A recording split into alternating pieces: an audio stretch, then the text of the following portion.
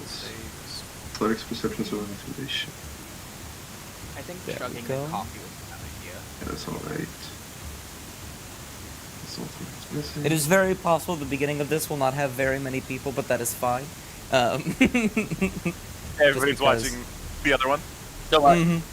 Search There's only for 5 it. people watching that one. Don't worry, I'll signal blast. They were pretty high up in the Twitch D&D stream thing earlier, because I saw them. I was looking through Twitch through streams because I like to go bully people who are playing D&D. Wow, okay. That's pretty good. They were, I think, Get the stream up on my phone. scroll Oh down. no. Why is that happening? My mic aux is being foolish with me. I could see it being a freak. Does my mic sound? Oh no. Oh, things are happening. No, we're gonna be fine.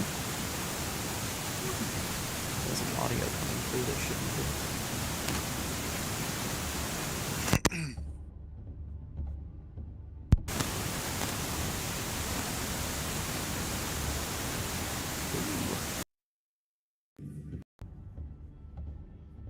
The drum loop goes so hard.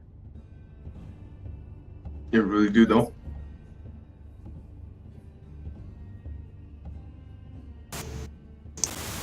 That's so funny. That's such a funny sentence. Alright, we'll be using this for now. It'll make it a bit easier. I sound a bit worse, but there's no feedback, so that's perfect. Yay. Yippee! Yippee! I'll wait a little bit for us to get started, not too long.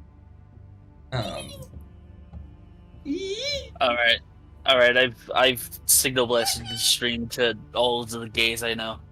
Lovely. Only the gays. Only the gays are allowed in here. You know what? While throughout this bit, because it's going to be a bit of back and forth between us, I'm going to get you guys' spells in. That might be Does good, yeah. if I on our on one of our play dates, if I bought if I bought the license to have like the stream pop up on a New York Times Square billboard, am I good for like 10 sessions? Mike, for only 10? I think you underestimate how much that costs. costs. Baha. Yeah, No, really, especially in I Reciprocal. understand how much it costs. It's $8,122 for a 30-second advertisement on one day. That is wild. Why do you know that? My lord. Because he's I'm looked from- into it, obviously. I'm from New York. Fair enough, but I've seen Well, I billboards live around there. here, and I was like, I never thought about asking how much it costs to put shit on there. Oh, I know the prices of all billboards in my area for about 20 miles. I don't know how to feel about Oh that. my goodness. Because People here. Look at the people. because on the implication People. that I love on people. on the implication that I one day end up winning the lottery, I want to put up random advertisements for random things all over the US. You should Some of them for things I care about, some of them for things I don't care about. One of them is just going to be an image of me drinking a Baja Blast, but with like Howdy, y'all. but with Look like at you. Look at you doing the thing specifically here. like I love blurring that. out the bell, so people Baja. can't. I see what you, up? Bard. You should put up advertising for Atticus Whitelaw's law firm. Oh, you mean White Law and Associates? That's been closed for a while. Exactly. No, open it again and do it. Open it again. Man, you're right. It's The ju- drum loop does go hard. It's- Okay. Just Atticus. For the longest time, it was just Atticus running like in the law firm, and I tried to hire a few more people. And the moment I hired them, they got really, really good jobs. So I closed the law firm, and it just me. Stop throwing fancy So- dice. I'm getting sad. Just So, name the law form White Law and White Law. Before we begin, White before Law we and go- White Claw. before we go into this. So in North Carolina, like where I am, near where I used to live, there was a law firm, and it's one day I'll get 2 other people to join me to play the other 2, because there was this law firm had the greatest like partner name of all time. It was called the Offices of Godly, Glazer, and Funk. Are you joking? What? Fuck. I will This Google this. I will this- 100% this is Google this right real. now. This is real. The offices of Godly, Glazer, and Funk. Actually, that sounds familiar. And So I think funny. I think of that all the time because that's such a funny like trio name to just like show up. They've shown up in campaigns that I've run before because I find it hilarious. Let me actually switch to this screen. There we There's are. no actual way this is real. Let me get my fucking note cards ready to take notes on. So This like is actually real. the bandit party of Godly, Glazer, and Funk. I've done that in campaigns I've run. Godly Glazer and Funk PLLC is a law firm serving clients in matters involving family law, divorce, wills, trusts, and estate planning. That is wild. Yeah, there's also a there's a dentist near where I used to live whose name was Gary A. Roach, and I think about that all the time. I think about him constantly. I think about Gary a Roach all the time because I just imagine like a roach doing Gary a Roach doing dentist work. Gary, there's a What the roach. Gary the Roach. There was a really really well-known dentist whose name was like completely deranged because he picked it when he was a kid. I've seen that. Yeah, What was his name? Something lizard. I know what you're talking about. Yeah, it was like something wizard. There it is. Dr. Loki Sky Lizard. Absolutely That is his insane. actual name that you can actually look up, and he has a clinic in Springfield, Missouri. Okay, I'm gonna go ahead and get That's- us started. We have so many people here. Yeah, Does- let's go. You're giving me a 1 minute and 30-second advertisement. This is bullshit. Is there an ad that popped up just now? Okay, we're gonna wait till the ads are done. I did not do that on purpose. That's timing. All right, let's start. Hey, we're gonna now. start. Here's an ad. A minute and a half ad. Eh. That's crazy. You know what? I'm not gonna. I'm gonna watch Rubius play Fortnite instead of this. You're gonna watch Rubius play Fortnite. I'm gonna. And Oh yeah. now No, that- didn't I tell you that my camera would work in the stream? So it's working right now? Yeah, it is. I can see it. Gotta adjust this shit. That is I still got 45 seconds left on this ad. This is a long ass ad. I'm Yeah, so sorry apparently for your Chris loss. is having an ad for Canadian dairy farmers. This right is now. This is the fun part about having something called Twitch Prime, bro. You should like For totally me, get it it. was Spectrum Unlimited. Oh, and now it's hair Get products. his ass on Twitter.com. Well, I had Chrome and now it's Smart Food. You should totally get something called Twitch Prime. I've got the Silly, progressive silly. ticker commercial. That was an ad for hair filler, and what is this now? That is Eric Andre screaming at a shelf. It's so It's- weird. oh, it's Yeah, oh, that's Love him. FanDuel. it's FanDuel, yeah. Camera works and stops working all the time. All right, I'm just. All gonna right. leave it off. That's alright. Now It now should be the good ad's now. over, Dust. Lovely. Love that so much. Oh, now I need to hide that. There we go. So, we are going to start. First things first, we start in a tavern, in the Talons in the northeastern side of Falana. Mountainous regions all around, snow pelting outside. All of you are in here. Well, most of you are in here. One of you isn't. Cough, cough, Mavrock. Most of you are in here, glancing about, having just a brief respite from the storm outside when there are two people chatting to themselves about a place known as Okerthel, speaking about dragons and legends unknown by many. It believes to be myth. Things heard out and about, not the land of Okerthel itself, but the land holding anything of meaning other than being a place where dragons live, therefore no one should go there. That is when a man enters the room. From the tavern doors, there is a tall man wearing a deep, cuddly-looking cloak with various furs and pelts covering most of his body and face. Depicted on it are various dragons dancing about, similar to a kimono almost. And he stands in the room, everyone staring at him for a moment, in disbelief about this land of Okerthel, And as a smile crosses his face, he says, well, would you like me to prove you wrong? And it is in that moment that 5 of you find each other. And 5 of you spend the next few months traveling across Falana, about 3 months in total, until you eventually get past the woods on the northern side of Falana and find yourselves on the exact opposite side, the northwestern half, in the bleak wastes.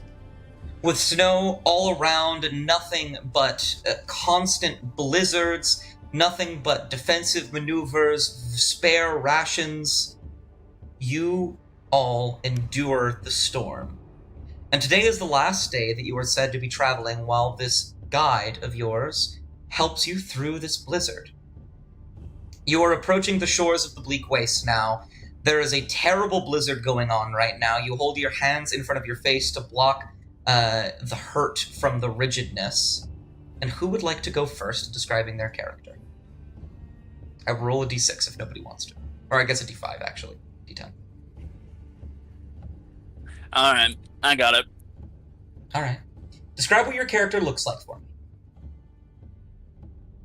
Yeah, Robert Zwinhander is a relatively tall individual, but nowhere out of the relative norm. But as you look closer, the first thing you can immediately notice is completely donned in an armor, shining silver with furs, in certain areas to protect neck guards and various likes. Javelin strapped to his side, sword strapped to his back. Sitting there while are they like traveling dust or like what's going on? You guys are actively trudging through snow. Yeah, so while everyone else is probably like bracing through the storm and like freezing to death, Robert is currently walking and carving a little like totem in his hand out of wood. Mm-hmm. And as you carve, what does the totem look like, actually? It's an image of almost like a children's doll that has sullen eyes. Very, very kind of creepy if no one like got the message, but back where he came from, this was a popular like children's toy to carve and give to people.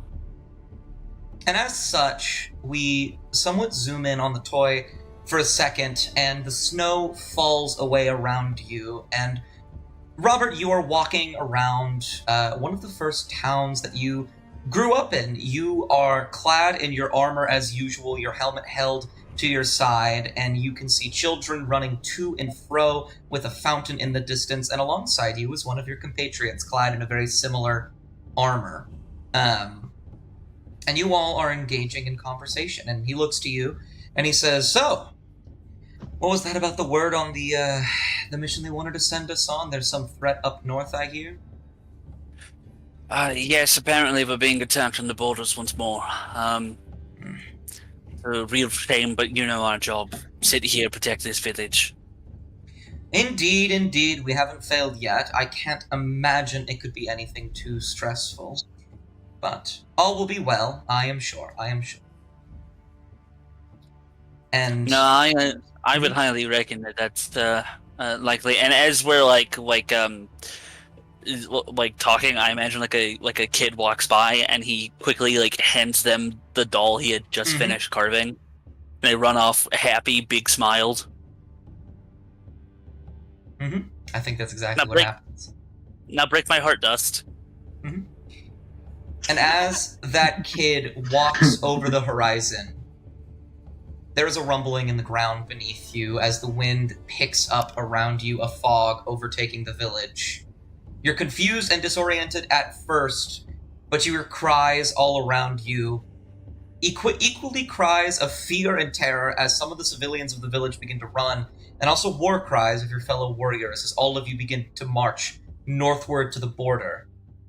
And it is there as you march and go beyond the fog just enough to see the maw of a giant gray dragon reaching out to swallow you whole before that same friend pushes you to the side and is immediately chomped in half by this dragon. Over the next hour or so, you and your compatriots fight as hard as you possibly can, and you watch one by one as each of them perish. A few of them are able to get away in order to help some of the civilians escape, but they are caught and found eventually. Except for you. And it is in that moment where you return to your village still clad in your armor, the scorched remains of the debris hitting against your armor. You find the doll sitting on the ground. And you see the track marks of the dragon leading to a place you are always destined to go now. And that is where you will end up sooner or later. Mhm. And as you continue to carve this doll reminded of your time, who would like to go next? Don't make me roll a d4. I'll go. All right. So, as everybody else is kind of like pushing their way through the snow, Nadar, being a silver dragon, is just following along behind them. The snow not really affecting him to any degree. Similar to Robert, I imagine. Both of you were in the back. Yeah, he's just trudging along, making sure that his equipment's all set for this journey to Okrithel. All right.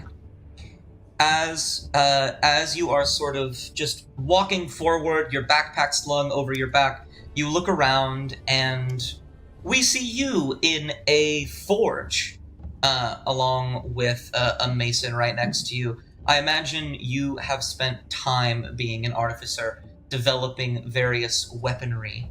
And we see as you come in for the first day, you are excited for the job, your new boss meets you, and time begins to pass as you do this over and over again for how long do you think it would take until your character eventually gets bored of this life?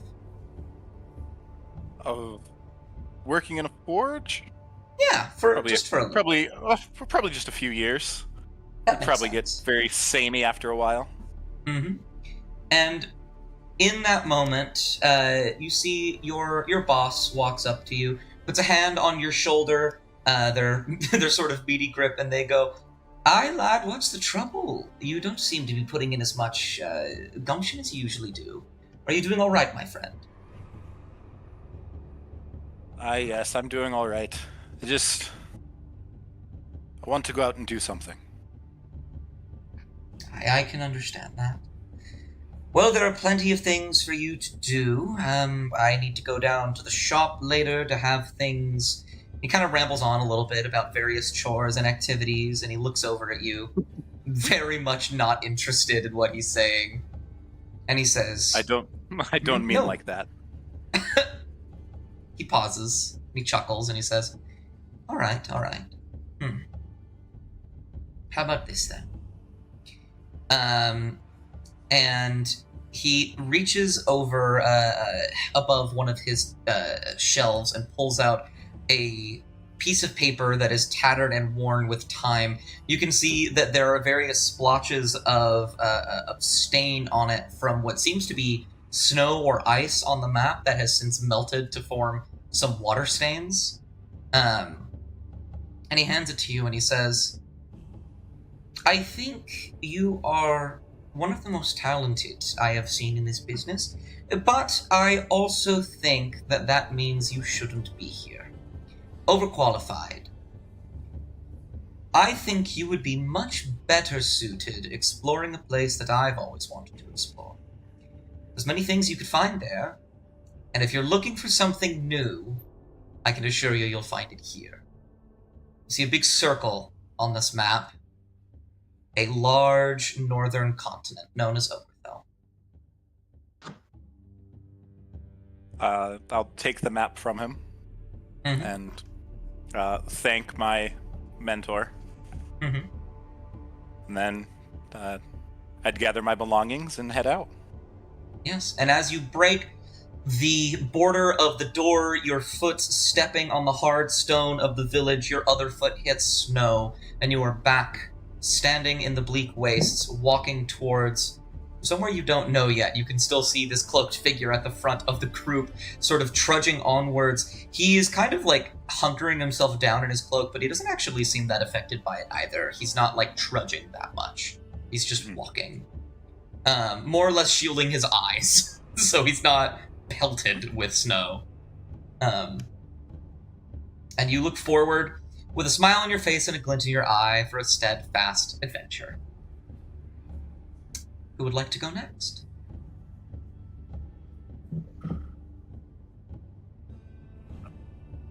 I'll roll a d6. I'm scared. Eeny, meeny, miny, one of you. Eeny, meeny, You miny, need to hold the damn Seffi. Lizzie. Yes. Please describe how your character looks. All right, so my character is downed with like very thick layers of like coat. Like she was prepared to for this travel. She has some khaki tattoos on her face and her neck. Got like the brown skin, you know, darker brown hair.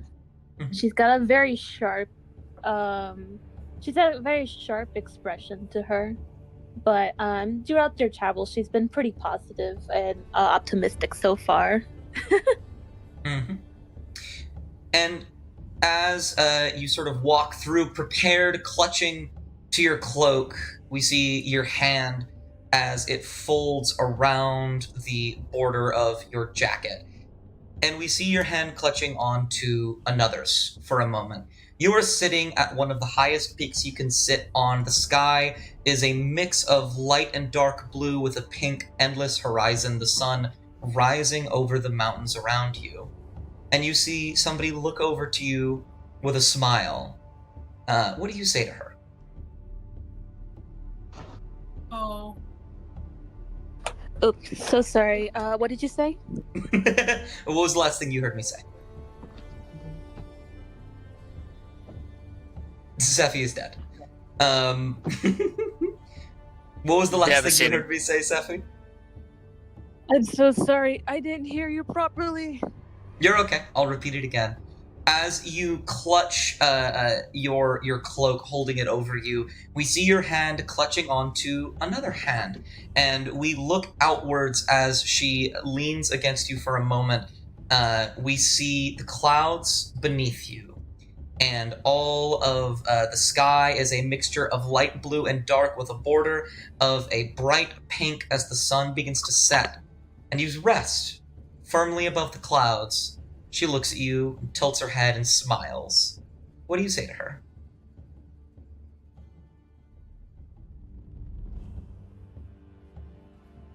I'm not ready. Oh, I know. But it'll be fine. There's so many things out there, love. You need to go out and try something. We can't just stay cooped up here, after all. I don't mind staying cooped up here as long as I'm with you. Yes, well, I mind staying cooped up here, and I'm going to leave sooner or later, she says, very cheekishly. Alright. I'm not stopping you. But I'm not gonna leave you alone. Well, good. When she stands up, then I guess you're coming with me. Yes. Exactly that. She smiles, and as she stands holding your hand, she begins to run off of the mountain as you two begin to move throughout the mountaintops. And it is years later we find you alone, walking through the landscape, very different from before. You look up and you see the clouds. Now you witness the bottom of them. The sky is no longer bright blue and pink. It is nighttime, and you see the bottom of the clouds. There are no stars out tonight. Just the right amount of luminance that you can't quite see them. And you go to reach for your bag, and there is a familiar sensation that runs over you, but a certainty in your heart that you know what you need to do. And as you stand here trudging through the snow, you look to your left, northward, and somehow through all the clouds and the blizzard, you can see the base of a mountain, very far away, a mountain you firmly recognize.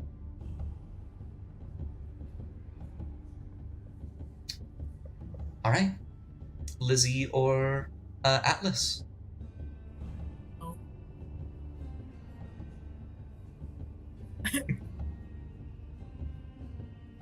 Atlas, do you want to go first? I'm scared. Up to you. I'm scared. Do you want me to choose? I can Both of you. choose. If you're scared, I'll go first. Okay, you can go, Please Atlas. go.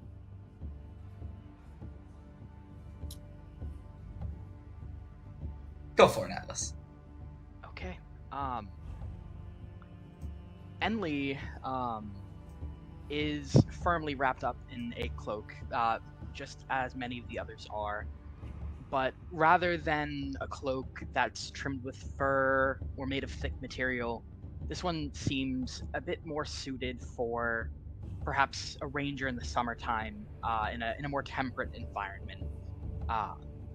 Completely seeming unbothered by the temperature and the conditions around them, they sort of walk through the snow with a slightly awkward gait, just marching straight ahead, not really taking too much time to look around or converse with the others quite yet.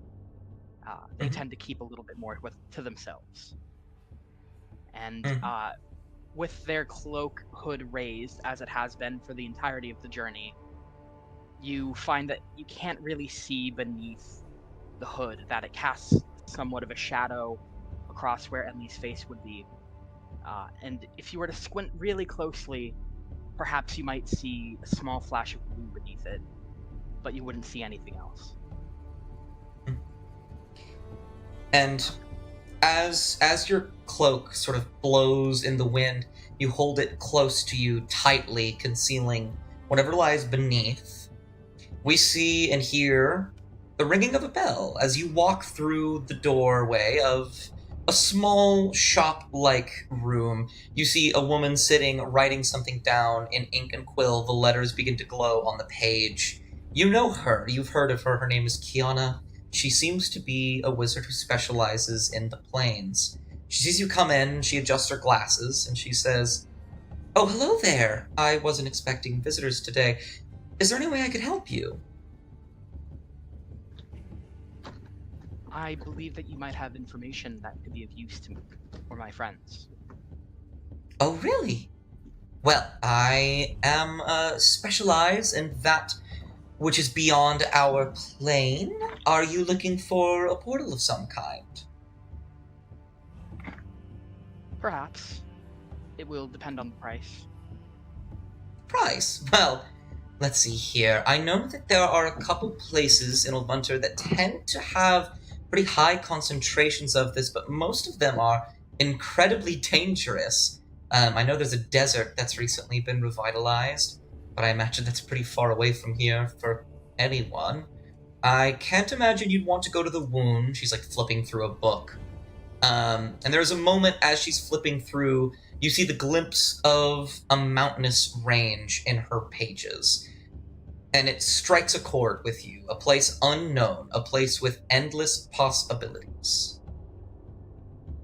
What about that one? Oh, she flips back a bit. Ogrethel? Well, I mean, I haven't really been there myself. It's quite the dangerous place. Truth be told, I don't know anything about them, which means anything could be there. Do you want to go there? Do you think it would serve me? She ponders for a moment. I think if what you're looking for is knowledge, perhaps a portal, perhaps information I might not have, well, the only place I can think to get it is a place I haven't been yet.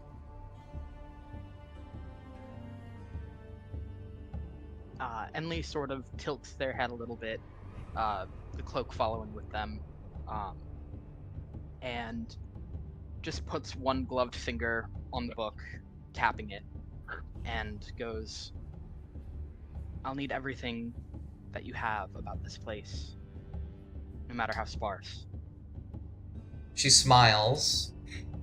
She says, "Well, all right then, but I normally accept payment. I'd like something else in return if you don't mind."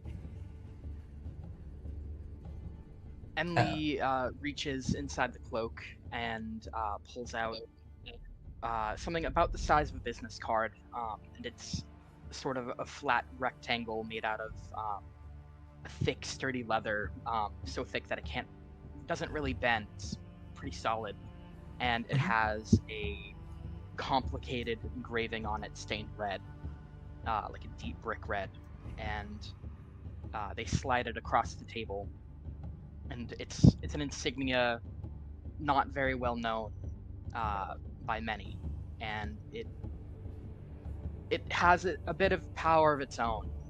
Nothing too powerful or anything, but it holds value that anyone who might be a little bit more magically inclined would be able to pick up. There's a glint in her eye as she adjusts her glasses, investigating it for a moment. She picks it up. She looks at it a bit. She slides it under her table and she says, "Well, first things first, I recommend you go to the Talons. Rumor has it someone's been taking people on tours." And from there, we catch you up. You moving through the snow, this person in question standing most likely just a few feet in front of you, still trudging through the snow. You can see the shore now. You see the water crashing against the land that you're walking on. In the distance, you see a blue glow as well. All of you do. But you're not quite there yet. Which passes to Lizzie. Please describe your character. Okay. Let me take a swig of my Red Bull. Your red bug. Okay.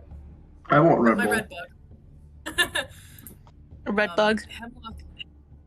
Hemlock is another dragonborn. Quite similar to Bandit in the party, but it's sort of pale, opalescent tinge to his skin, and it is skin, it isn't scales. It looks sort of taut and sickly, like leather that's dried out for too long. He trudges with some difficulty in the snow. Oddly, not at all dressed for the weather in any way, shape, or form. And it's hard to tell whether or not he's cold and not saying anything, or simply just doesn't care. But, boy, he looks ugly. He looks awful. And as you kind of have that thought, thinking about yourself, thinking about you, the way you look, the way the snow is hitting against your skin, you hear those thoughts manifest in a voice that you would have since long forgotten by now. You stand within the walls of a temple. You see lava pouring down from the sides, the black stone forming the walls, fires blazing everywhere, and someone is giving you a stern talking to at the moment. You have been a bit rough lately in your practicing of magic, and they kind of they're pointing to you and they're sort of wagging a finger, and they're like, "Seriously, Hemlock, you're getting out of control. You need to make sure you can keep these things to yourself. Do you understand me?" And as she's talking, you see someone behind you who you remember very fondly, mocking her. Kind of like doing little talking with the hand motions, like looking at you, making stupid, silly faces. How does Hemlock react to this? I think, for a good first bit, it looks like he's listening, or at least trying to listen, and then his gaze slowly shifts over to the other person, and he watches them doing what they're doing, and he laughs openly, like just starts laughing. And the priest in front of you kind of stops and like mouth agape surprised. And she says, "Fine, I'll be having a discussion with your mentors then. We'll get this sorted out right spick and span, young man." And she starts to walk away, storming off. He sticks out his tongue. And you see your friend behind her sticks out a tongue as well and says, "Seriously, I mean." She just gets on my nerves sometimes, doesn't she? Yeah, and everyone's always on my ass. Always. All the time. I don't know why. And they kind of like wrap an arm around your shoulder, and he goes, "I know why." Why? He looks at you, and then he just like flicks your nose and goes, "'Cause you're stupid," and then laughs at you. Expecting a retort. He's being very cheeky with you. This campaign is going to kill us all. Mm-hmm. Yep. And when you don't immediately like laugh back, kind of pauses and the smile fades, and he says, "You know, I actually looked into some of that stuff you asked me to look into. Follow me for a sec." And kind of motions you to follow. You did all that? I mean, yeah, I wanted to make sure that, you know, my friend's happy and all that, especially with how much flack you get for existing.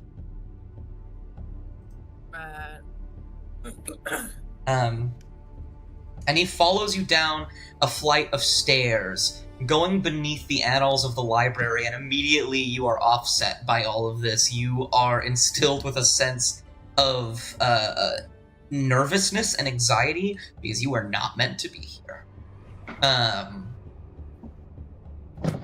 And he starts rummaging through old books, dusty and forgotten. And he says, "How about this one? I found this one. I think this one might help you a bit." And it is so dusty that you cannot even see the cover of the book. It is just thick with like cobwebs and grime. Looks a bit shit. Exactly why I think it's for you, dum-dum. And he kind of pushes it into your arms. I can't believe this.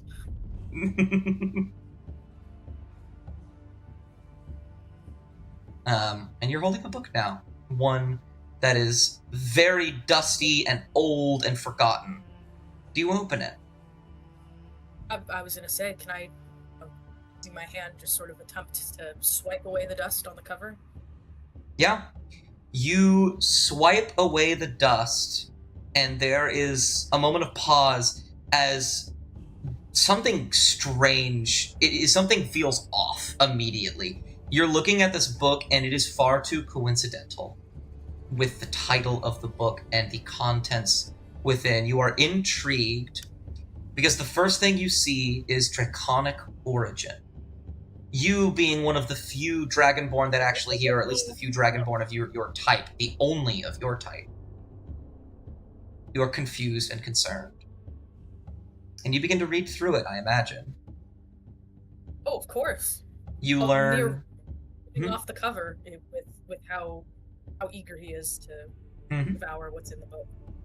And over the next couple weeks, you will sneak this book out and about to read more and more about it, and you discover more and more about the dragons and the Dragonborn, their history, who made them, the Titans and their involvement. You learn about Tenignus and how Tenignus made various dragons, almost all of them, so they can breathe fire and remake things in a glorious image. You learn about Aloris's interactions with them, creating the flying, beautiful monstrosities that fill the air.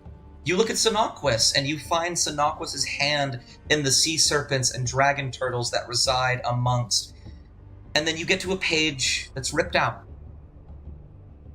And you're immediately filled with despair. You don't see anything on your type of dragon. You are an origin that is not mentioned here, and alone, one night, you find yourself back in that library. And you find it. Clear as day, a piece of paper slipped under something hidden and it seems to have almost been burned. But you make out a few words, enough for you to come to a realization that you were not prepared for. You see the name of a titan that you have never heard the name of, because no one has dared to mention it. Apophis. And beneath it, you see crystalline draconic origin. And it's in that same night that your temple is attacked by a creature far unbeknownst to you, and in that chaos, you run away. With only one word remaining on the paper, allowing you a goal. Okrithel, the land of dragons. And it's as you start to push through the snow even more, you see a blue glow in the distance. Your feet on the snow suddenly creak and twist as you stand on the remains of an abandoned ship. And as you step forward, you can see the clatter of what seemed to be a battle at one point. There is blood staining the ground, a gray fog everywhere, unknown to all of you. And as you step into this blue glow, you find yourself, the snow light just for a moment still hitting your head, but now this icy ocean that was in front of you, it's behind you. And you can see the silhouetted figures of mountains, no longer hundreds of miles away across an endless sea, but a good walking distance. And you hear from the man up front, cloaked in this robe clad with draconic imagery, there's a chuckle, and he says, "Well, we made it." And as he says that, the silhouette of a stone nearby, you realize it's very oddly shaped. You don't understand the figure until the snow lets up just a little bit for you to see the clothes of a man standing there, floating in the wind, standing tall atop this rock. If you would please describe your character for me, Ox. Here we go. Mavrok is a Ronso. He is the son of the ex-champion and the current champion of his people. He is wearing a fur cloak that he made out of a mother drake that he hunted when he was younger. A leather belt and a sash that is adorned with dragon teeth from his many hunts. Steel bracers that have many different symbols, mostly carved in a language that would be unknown to most who have never seen or heard of them. Leather boots and a neck piece with what seems to be a broken horn. A similar horn is sprouting out of the middle of his head. Mm-hmm. And as you stand there for a moment, we see you standing somewhere else, atop a mountain looking down, and across you is a pond, and on the other end of the pond you see this cloaked figure standing there in front of you. You both are in a somewhat meditative state as he looks over, and he says, "So, do you think you'd be able to help? I have some people that are looking to explore this land. I figure it would be good to have a man on the inside, don't you agree?" He's going to look up from his meditation, open his eyes, his golden eyes, and just stare into this cloaked figure's soul and grumble. "If you believe you have information on where the roar is, then Mavrok will help you." Good, good. I do believe I do. I'll even give you a little tidbit right now, because I do believe you wish to help. I feel like you need just a little bit of motivation. Do you know of the mother? He says, looking at you, waiting for a response. Asking Mavrok of the mother is unexpected, but yes. Varric Thor told me much about her. I follow her teachings closely. He looks at you and blinks, and there is a chuckle beneath his breath, and he says, "No, no, no. Not that one." And he looks out over the mountains, and he says, "There is another. Did you know rumor has it, her nap is coming to an end. And from there, we will see you standing back on this rock, and the man claps a couple times very slowly, and he says, "Wonderful job, all of you. You actually managed to survive the journey.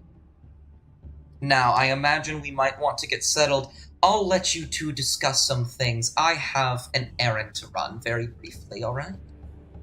See, he snaps his fingers and disappears with a pop and a puff of snow, and I will put you all on a map.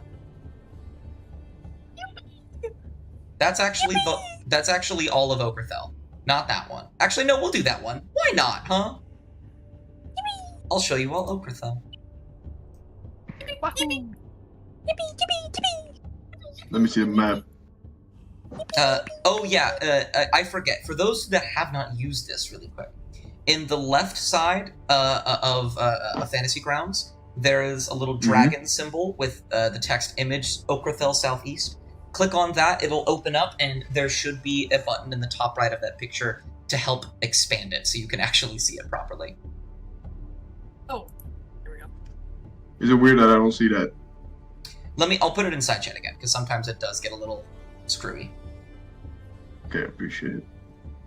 It's in the Fantasy Grounds side chat, not the Discord.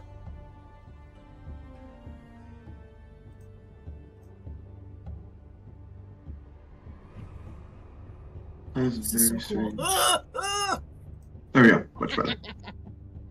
You all are at the underbelly, the lowest point, and you can see surrounding your feet is a giant blue runestone glowing. It seems to be dying down. This trip seems to partially be one way. You imagine with time this would open back up again, but obviously you don't plan on leaving yet. And all of you stand amongst each other, the snow beginning to die down a little bit. Oh, you're pinging. I can see that.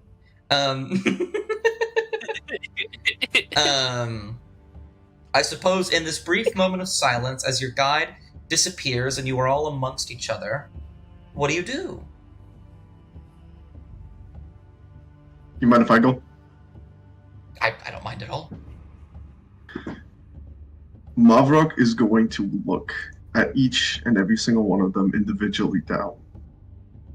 Considering this man is standing at 8'10", he looks down specifically at the Dragonborn, and his face kind of twists into a little bit of disgust, and he grumbles. And then he approaches them and is standing like maybe 2 feet from them and just goes, "What are you?" To both of them. Mm-hmm. And I will also clarify for everybody else, you have never seen this race before. You don't know what Mavrok is. Robert's gonna put his hand on his sword.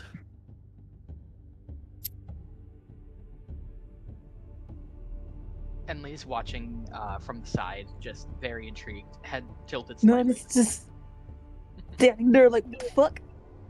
Mm-hmm. Hemlock takes a few steps forward to stand way too close to him and looks directly up.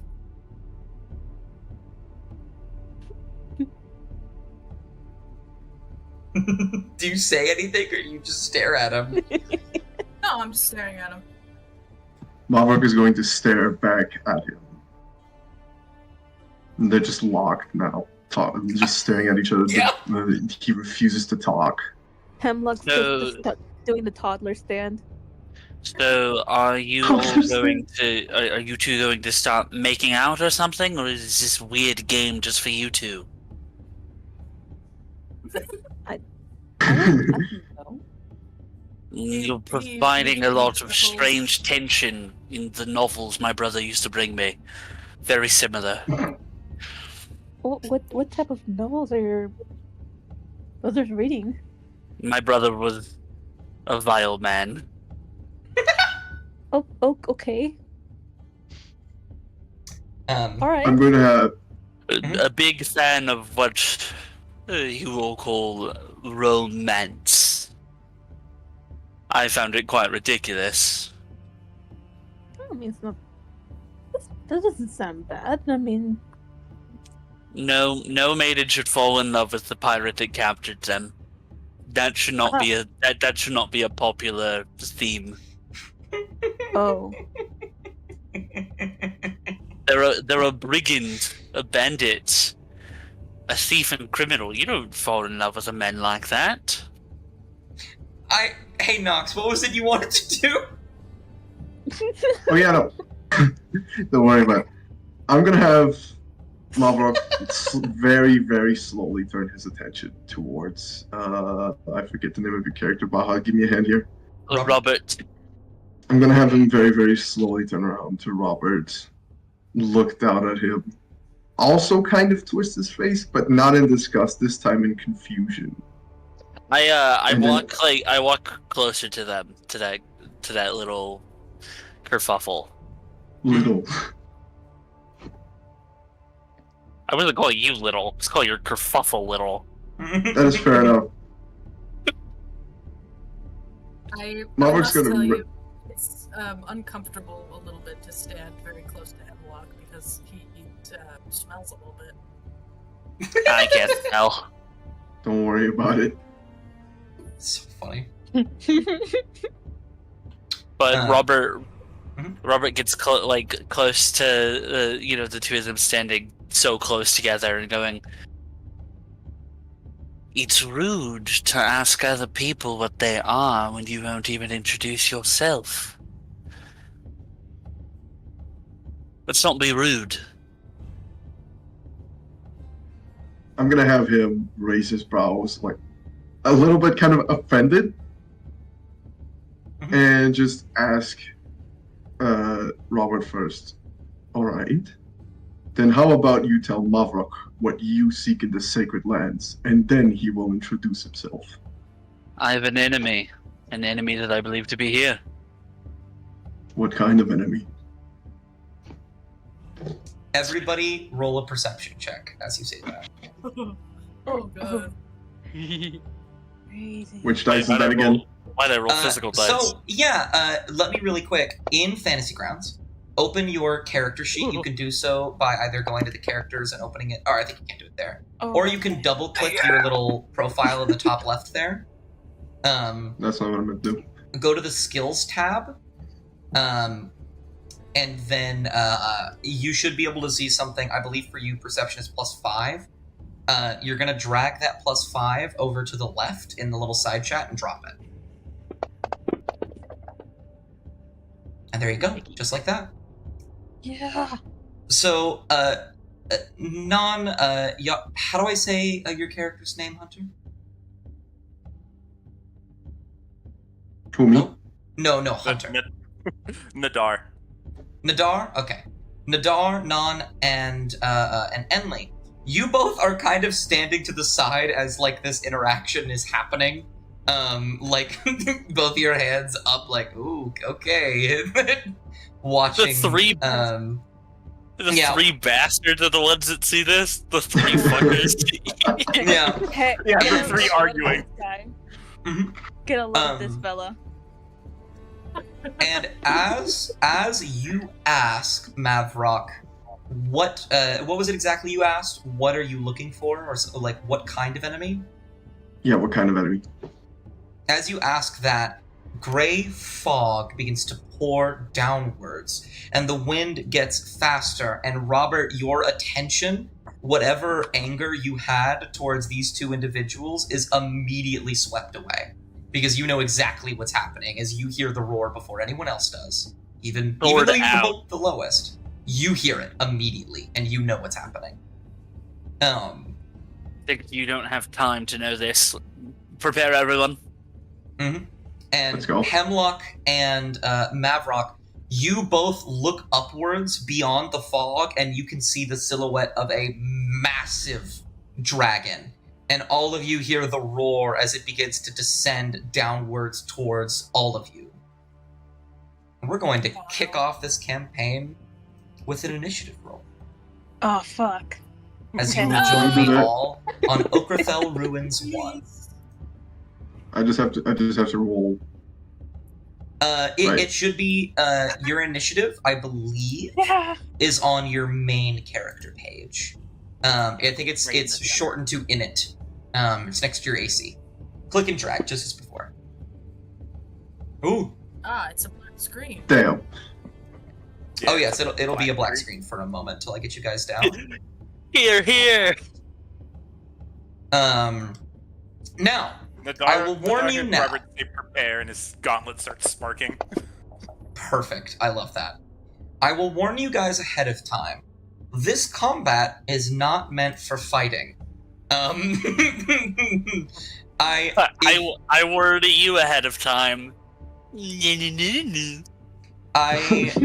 if you wish to fight this thing, it is not a good idea. I will never dissuade you from doing anything literally ever. However, I wouldn't suggest it.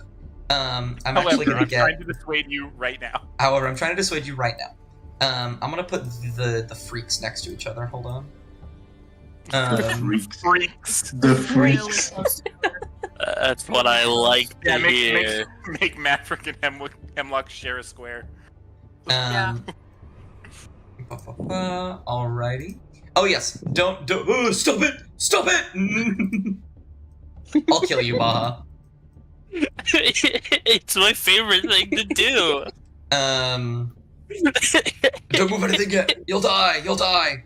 I actually The freaks. did very briefly forget to put your guys's what's it called? To change the way that you all see health, because you're supposed to see health. Oh boy. Status. I do apologize. Let me make sure I get this taken care of. Token. Show health. Bar. There you are. Show enemy health. Bar. There you go. I will unlock you all really quick. It looks like the first is actually non, as all of you hear the flapping of wings and the roar of a giant dragon descending from up above. The blizzard begins to push onwards as it turns a tinge gray, and a fog blocks most of your vision. You hear, with crackled breath, "You are not meant to be here. I know you. You are meant to leave." As this dragon, Teravek, the Keeper of Secrets, who actually, surprisingly, I think only Non can see right now, which is very funny. I can see them. Oh, you can see them? Lovely. As don't they see descend shit. from the sky. Me neither. And then they say, "Now where are you, interlopers?" And the first up to go is Non. So, yeah, we're not fighting this thing. That's Mhm. not what we're doing. I'll put him right here. There you are. I think our main purpose is going to get away from there, So I'm Absolutely. just gonna stealth. I will have the first thing you do for me, actually. Roll a martial check. In this case, a perception check. Martial checks are something each and every one of you can do as a free action at any point in your turn. To determine something about the enemy or, really anything in general. You just have to specify. Perception. Perception for this one. I'm going to give you perhaps means to see. A 13 is good enough. I just needed you to beat a 10. Your Okay. instinct goes to stealth, and you immediately glance around everywhere to see if there are ways that you could gain advantages in hiding from this thing. You see several ruined buildings out and around you. You also see several stones. That needs to be turned on. I saw him for a second. Various debris and clutter out and about. You think if you can get there in time, you might be able to hide from this thing before it can even spot you. Okay, so, and you said the ruins and then rocks. Yes, the ruins of the rocks are your best bet.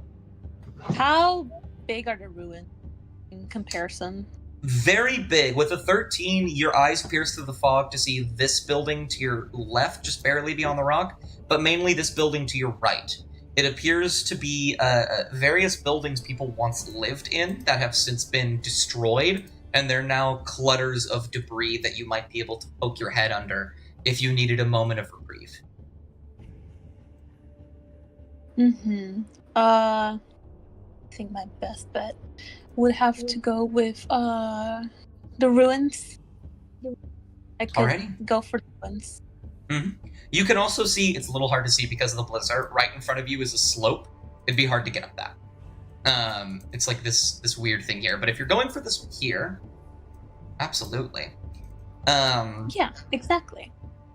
Did you? But you're a ranger, so you do have spells. Are there any spells you have that you would want to cast here? I'm not saying you have to. I just didn't put the spells in like a freak.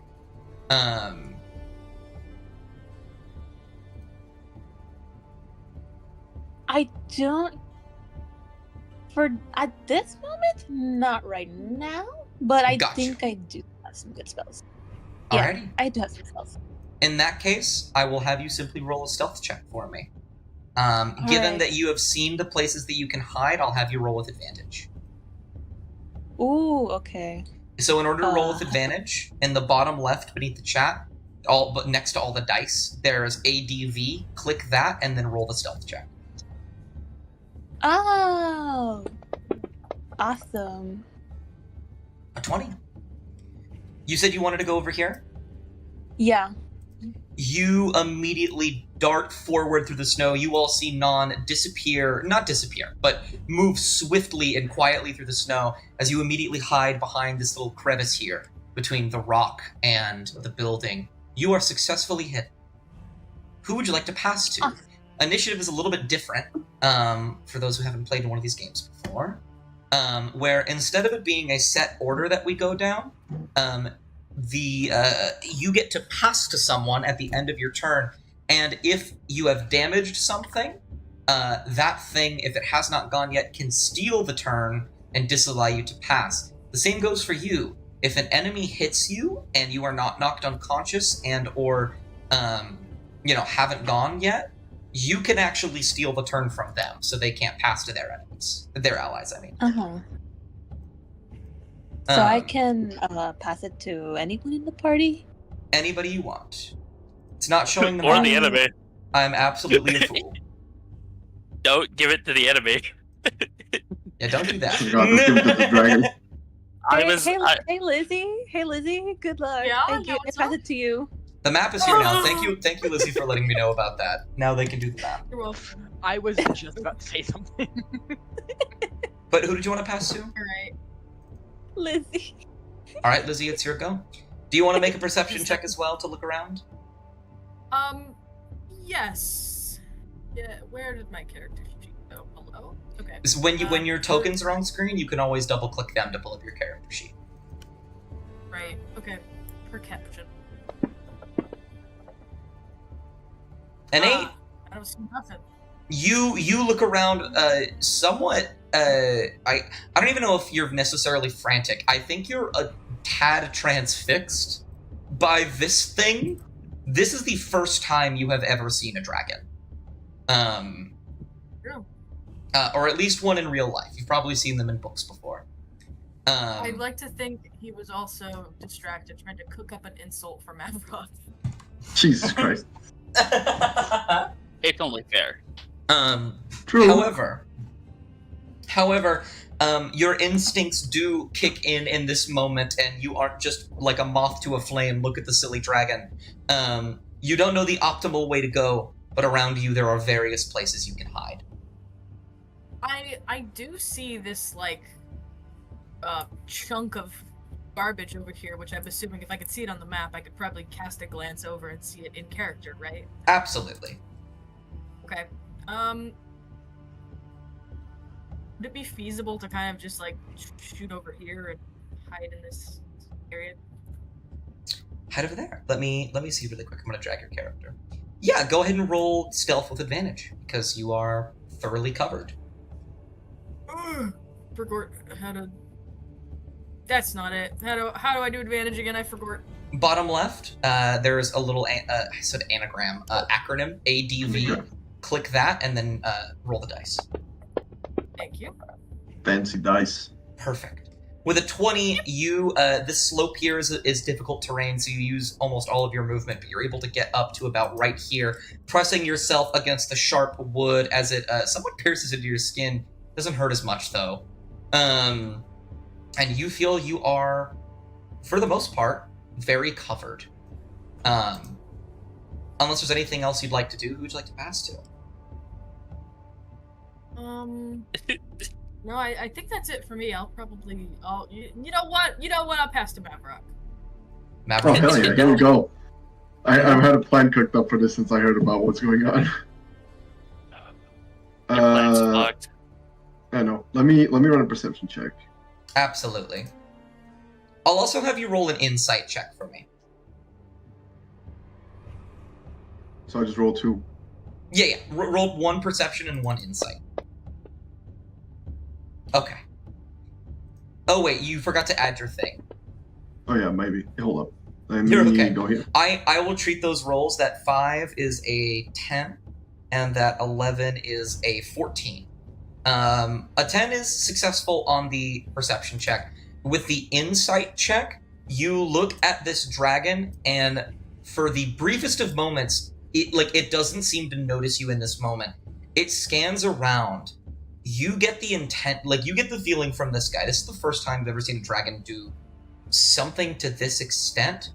This thing is not here to talk. This thing is going to kill you. Now, if you want to say something before you have that realization, you can. But there is a moment here of do or die.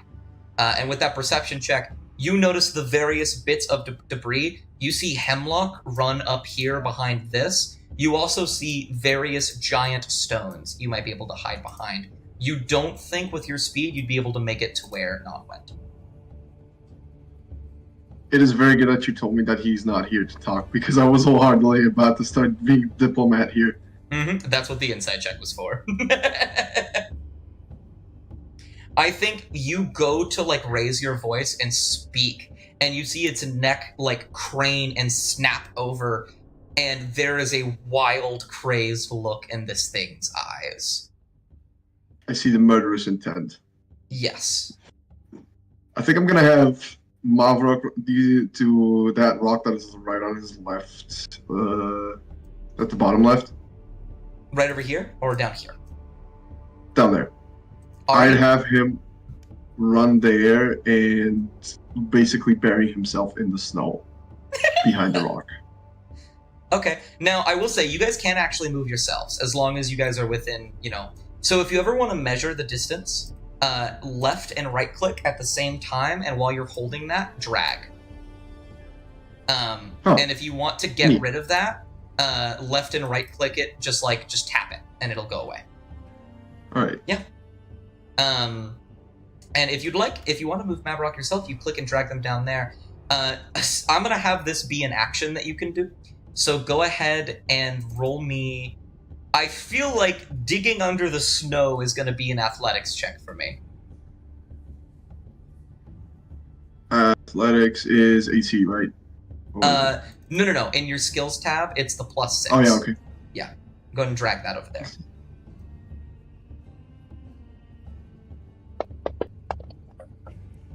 All right, with a 16, you do it. You start to dig yourself under the snow to give you a bit of extra camouflage.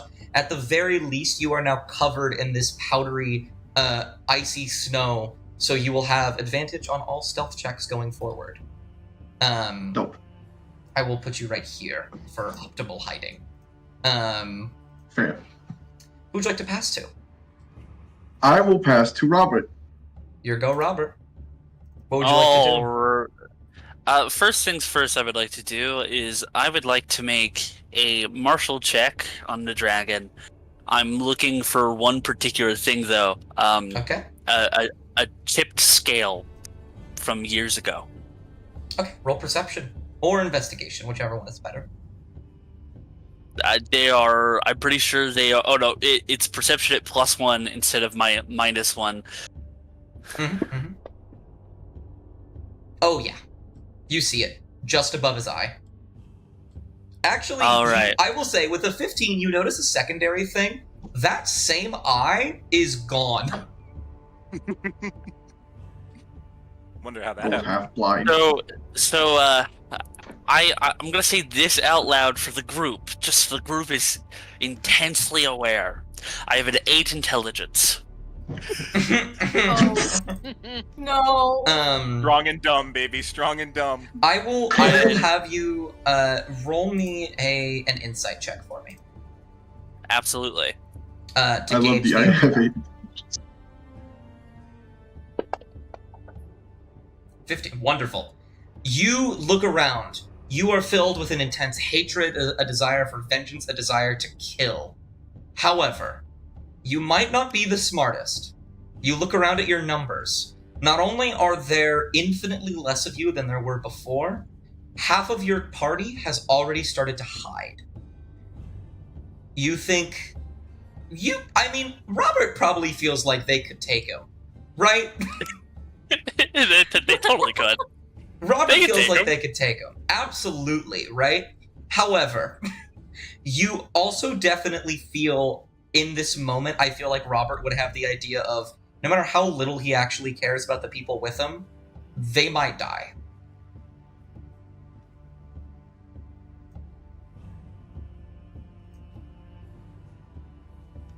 So I suppose with that knowledge, what does Robert do? So Robert is going to say like out loud because this dragon, he said you were not supposed to be here, right? Mm-hmm. I do not think that you are the one who can say if people are in a specific area where they cannot be or should not be.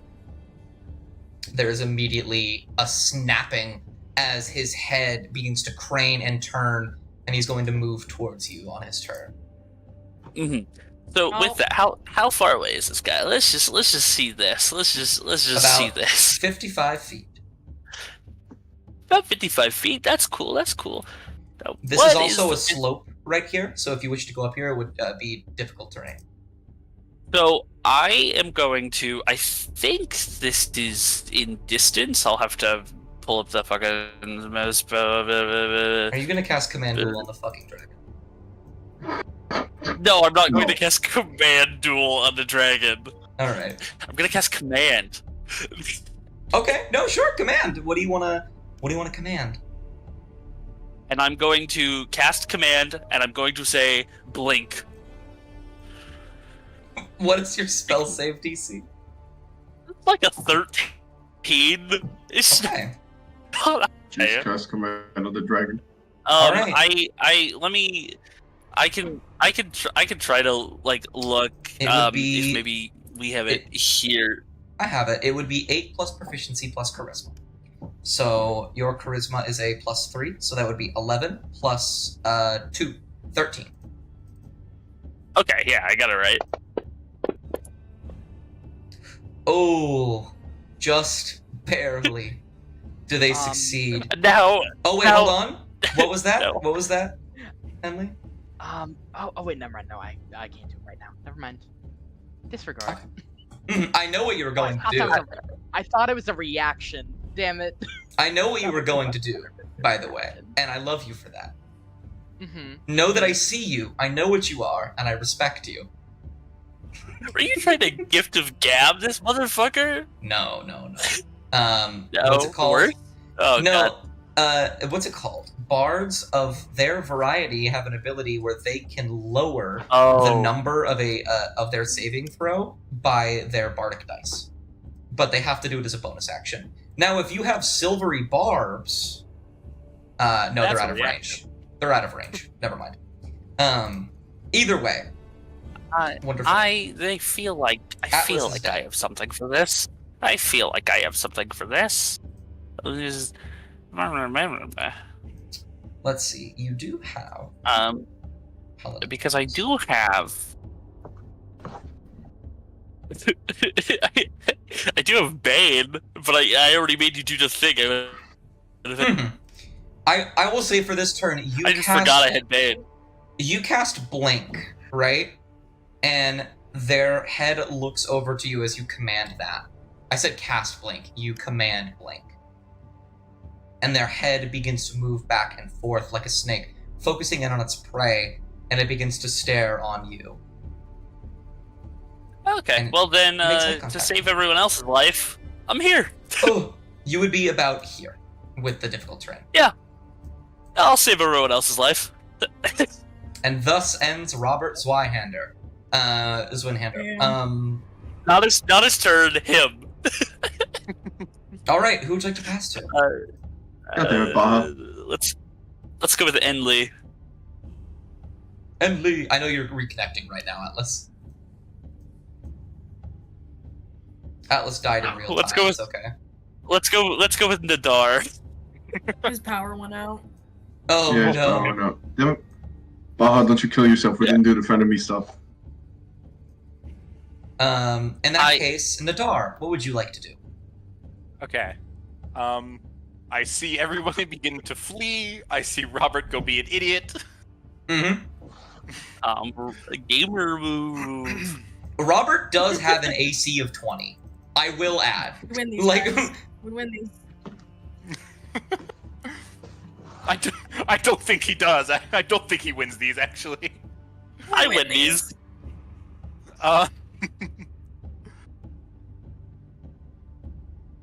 Alright. I'm going to... Can I make it anywhere easily and still hide? No?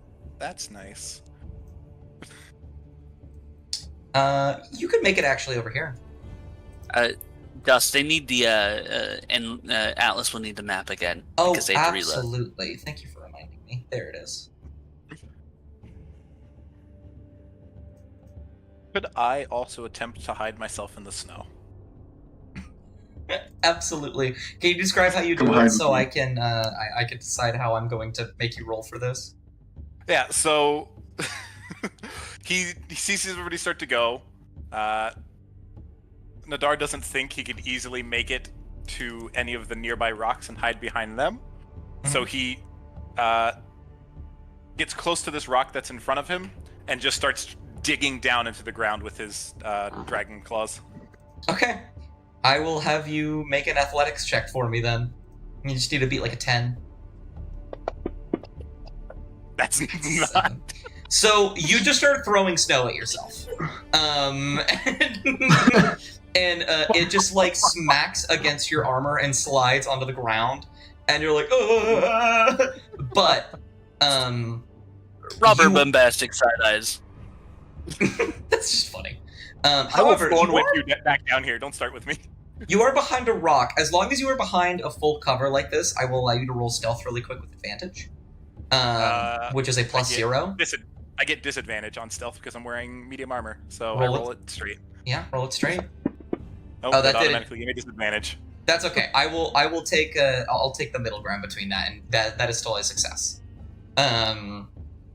If you want to roll with advantage, rolled out normally, just click the advantage and it should automatically take it. Yeah. Forgot that it was going to automatically give it to me. You're okay. However, both of those rolls are still high enough. So you press yourself against this rock, start throwing snow at your body, which you, Hemlock, and Rob. So Enley, Hemlock, and Robert see this happening. Robert, you're probably actually not seeing this because you're more focused on the dragon. But you know, Why'd you say that like Elvis? the dragon. Oh, mama. Oh, mama. Hey, that's not Buckles Elvis. knees. I hate to tell you. Buckles knees. Mhm. Fine, smell this. Like, whatever. No. However, I Yes, believe Elvis, fantasy Elvis. I believe that is your turn. Was there anything else you wanted to do, Nadar? I considered thorn whipping Robert back into cover, but I will decide against it since the dragon knows they're there now. Got you. In that case, the only one left to pass to, unless for some ungodly reason you want to pass to the dragon, is Endley. Be funny. No, to Enley. Please don't. Don't Please do it. don't. It eats me in a single bite. Don't kill him. No, I'll pass to Enley. All I right, know it's it's your his go, average Endley. daily meal. Yummy. Crunch. You know, So he's gonna put the avocado. Enley is I think he wants to. I think I want him to do an insight check. Absolutely, I'll have that be your marshal. What are you trying to On the discern? On the dragon or Robert? I That think is- on the dragon. Basically, he just kind of wants to like look and be try to figure out like vibe check. He sees everyone else hiding, and he sees absolutely nothing wrong with the dragon showing up. So he's just like, huh, I'm Alright. missing something here. Yeah, roll insight then. 16. You gaze at the dragon and you see something within him. You see that crazedness that was mentioned before, a murderous intent to kill everything here. But the way that he's talking, his mannerisms, his general body language, which is wild to say for a dragon, it is off to you because it seems like this is almost a duty it is performing, as if it is trying to either protect and or hide something. You do not know if it is for malicious reasons or not, but it's safe to assume that very well could be, especially with all your lives on the line. On top of that, I will add, it is very clearly gauged to fucking go for Robert here in a second, which means you will have advantage on hiding no matter what. Okay, good to know. Good to know. I think Enley's pretty short. He's like from the top of his cloak to the bottom of his shoes, he's like about roughly 5 feet, which is very coincidentally the amount of size that he can cast minor illusion with. So he's going to cast minor illusion to look exactly like the space behind him, as if he has gone invisible. Okay. Are you going to just stand perfectly still? Did you just become a No, he's chameleon? going to look like he's gonna center it on himself and appear invisible, very and just kind of probably join Nadar behind the rock. This is a wonderful did you new just- strange version of invisibility. I'm so interested by this. It's pretty cool. I will allow. That is awesome. You have done something that you have used a cantrip to cast a 2nd level spell. I will allow this for right now because I think this is the coolest thing I've ever seen. I don't think this will work a second time in this You know what? similar He's Congratulations, manner. taking become a advantage of chameleon. the fact. He's I taking think advantage that- of the fact that it is snowing and they are surrounded by snow. Yes. He effectively just turns himself white, basically. Exactly. I think that is a very, It's not- very good way to put it. Yeah, I think that in certain definitely not circumstances this could actual work. I think it would invisibility. be He is not. so Yeah, he's not see-through. He's definitely so just funny. he's just gone like sort of white and just kind of zips behind the rock. And it's just like, yeah, this is fine.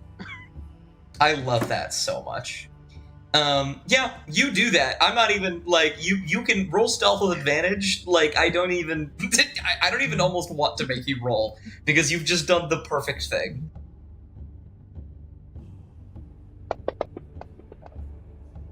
Yeah, okay. Yeah, you know, you're fucking.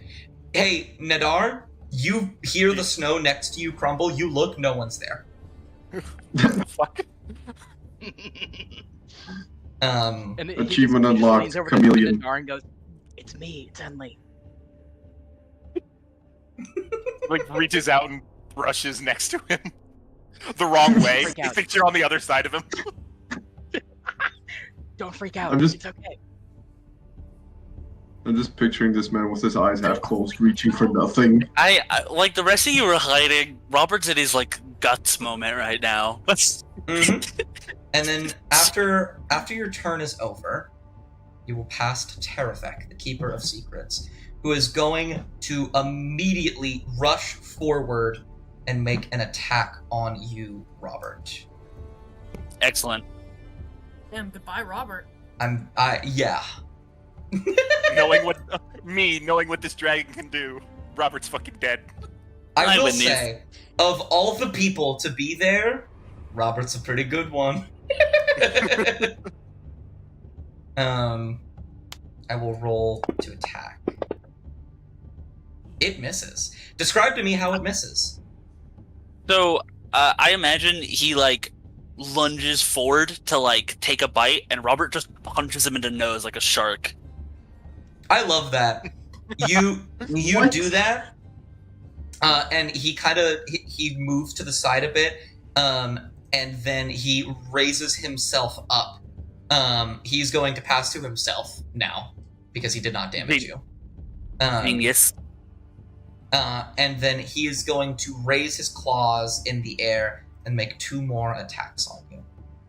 Maybe 1. It depends on if it hits or not, because he wouldn't hit you twice in this scenario. It does hit. With a 25. You are going to take a bit of slashing damage. Oh my god. Literally the maximum damage. Yo, I win these, it's fine. How much health do you have, Baha? Quite a lot. I remember actually. Cherebek being a lot scarier. I have a max of 40. Jesus Christ. Yeah. But don't worry, I have extra survivability. I win these. And you you are just fine. tis but a scratch the dragon. It reaches down and slams its claws into you, cutting you right down the middle, cutting into your armor, and you almost fall to the side as you steady yourself, your sword stabbed in the ground. You are alive.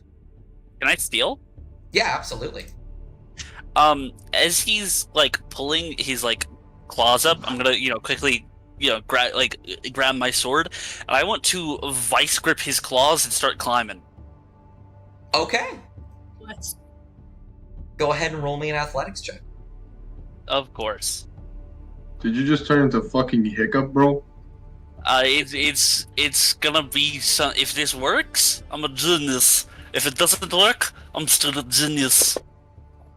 Oh, let's go, baby! Natural 20! What the? Excellent. Fun fact, I love Robert as Winehander. Fun fact. Okay, so I will say this. God, how do I fucking describe this? It claws at you one time, slashing you to the side, and as you stab your sword into the ground, you hold yourself firm, and as it goes for you a second time, you stab your sword forward and turn as the sword catches between the claws, and as you pull yourself forward, you grab onto his scales and begin to climb up, and with a natural 20, if you use all of your movement, you are wherever you want to be on this dragon. So I am going to say, like as I'm climbing up, him. Since the last time we've met, it seems you've lost something. What a shame. And I'm going to crawl up to the top of his head. All right, it's going to start flailing wildly. Before it does that, though, I have something I can use as a bonus action, which I would like to. Of course. I would like to attempt to drain mortal essence. What the What? fuck? All right, what would describe?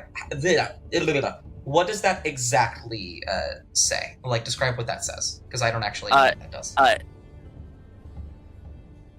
As a bonus action, a creature you are touching takes your level in necrotic damage and must make a Constitution saving throw, DC 8 plus 2 plus con modifier, or lose that much maximum health permanently. You immediately gain the benefits of a short rest if they fail their saving throw. Okay, so it's a DC 8. It's 10 plus my con mod. So because it's which my con modifier is a plus 4, so it's a 14. And it will automatically take 3 points of necrotic damage. Okay, I'm gonna give it the 3. Look at how much damage that did. Woohoo! However, it's gonna make it needs to get a 13 or lower, correct? 14 or lower. No, the DC is 14, right? Because meets it beats it. Oh yes. So I will be very, very frank with you. It needs to roll a 1 or a 2. I I go for what I got. Mm-hmm. I like it. Aw. So It did weirdly, not. so close. I saw it land on 1 and then almost go to 2. But unfortunately, it succeeds the saving throw. However, it does writhe a bit as it screams and begins to sway you back and forth, trying to knock you off. However, it's not its turn. I'm just gonna put you right here. Robert's crazy, y'all. Mhm. While that is happening, I will have you pass it who you would like. I need to go to the bathroom really quick, so we're gonna take Go a very ahead. small break. I am going to pass. I'll give this to. Let's give it to Mavrock. It feels because I feel like he's gonna see me be a crazy bastard. Oh no, he's about to really, really like you. Wicked. How long do we Dragon- have? I kind of wanted to go get coffee. Well, He's Probably 2 or 3 minutes. yeah, probably 2 or 3 minutes. So what do you guys think of Robert so far? What the hell? Insane. I fuck with him. My power is fully out. I am running on a hotspot in a dream. Jesus So Christ. I'm not surprised. I'm just out. It's I don't know. I think this is a great introduction to a character. True. Robert is. Oh, sorry. I was just gonna say, there's something really funny about Dragon arrives. Everyone, we should probably hide. Robert stands up. I am Man, about to I don't back know you who up. Robert could is have the- possibly made that dragon lose his eye. That's crazy. Robert is the type of guy who would fight an alligator with a cooking pan. I'll have you guys know, out of character, just so that you guys are aware. You beat boop. Oh, I love when Baja cuts out as he's telling us something I love important. Yeah, for real. This is my Yeah. my have anime. returned. This is I have returned. Oh yeah, no. So- all right. Well, welcome back. I gave it to Mavrock. Gotcha. Your go, Mafra. I'm gonna have Mavrock like stand up from the snow after hearing the whole commotion, just turn around to see this madman on top of a dragon's head that is flailing around, and his eyes are going to widen first, then he's gonna close them a little bit, nod his head in approval, and I'm gonna have him run over to the maybe 20 feet from the dragon, if that's possible. Where are you trying to go? Use your little pointer to show me. Hold up. I was thinking. Is it okay if I move the character real quick so I can see the kid, the dragon, because I can't see him? Absolutely, yeah. I was thinking around maybe here-ish, maybe 30 feet. Yeah, something like this. Okay, sure. This is 40 feet away right now. Okay. If you wanted to get No, within 30 feet, you go like right there. No, I want to go 30 feet forward. Oh, okay. You zoom around here, then you can get to the bottom of the slope right there. Okay, that is perfect. What are the chances of me hitting the other eye with a javelin? This thing does have a very high AC. If you are going for a specific part of its body, especially a part that small, you will have disadvantage. So I would say very low, but I would never. I'm not gonna say no. I will wholeheartedly try that. Okay, yeah, roll an attack with disadvantage. It'll be press the DIS button on the bottom before you roll your attack, and your attack is in your actions tab. Drag the thing that looks like a D20 with a 6 next to it into the side chat. Or no, actually, don't. Drag the D20 with a 6 next to it onto Teravec, the token itself. Just looking for it right now. It's in the actions tab. I can help you find it if need be. In the what? On your character sheet, at the very bottom, there's a tab called Actions. Oh, action. Okay, yeah, I see it. And then you'll see there's Javelin. There's 2 because one of them is thrown. Drag the dice with the 6 next to it onto the token of the dragon.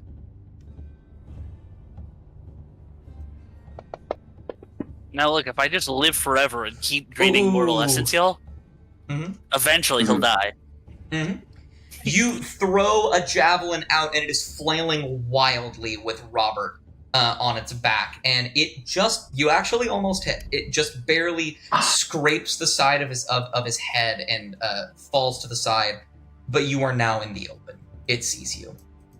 Is it gonna go for you? Probably not. It's got a Robert to deal with, but still. Before I end the turn, I'm going to have Mavrok shout up to Robert. Little human, you've earned my respect. Now do me a favor and kill that thing. I think you underestimate my plans. That was always in the picture. It's not my power, you underestimate the plan. I was always in the picture. So you both, I will say that over the next turns, you guys will keep saying those things to each other. Yeah. They're just yelling back at each other, because that's really funny to me. Mavrok, who would you like to pass to? Hey, Captain Marvel, who you passing? Captain Marvel, who you passing to? I will be passing it to Enley because I want to see what's up with the fucking camouflage shit. Alright. You know what, actually, Enley, since it's your turn, can you roll me? Yes. I'm so sorry. I want to say oh, you know what? Insight. I think insight would actually be good here. You know. Perfect. You notice something. You can see this dragon. Besides the people actively fighting it, you're one of the few people that can see it. I've deleted Robert. It's okay. He's in there somewhere. You see as that javelin is thrown and it misses his eye, it, for the briefest of moments, is actually worried. You think it is not scared of dying. It does not seem like it is in any way confident that any of you will kill it. However, it is half blind, and running away from something that is entirely blind is a lot easier than running away from something that is half blind. You think that you've opened up an option that you hadn't considered before, that is blind this fucker instead of just run away. This was always my plan. I believe it. Okay. Baja was ahead of all of us. I'm gonna very quick just drag Robert, put him back on top. I'm 2 steps ahead. I am always. But More like 15. what would you like to do? Oh, this is so fun.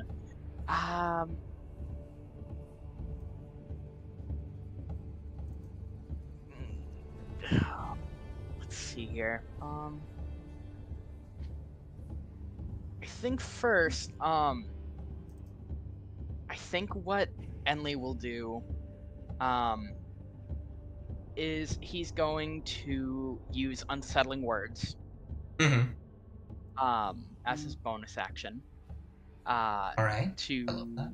take away 1d6 from the next saving throw that the dragon makes.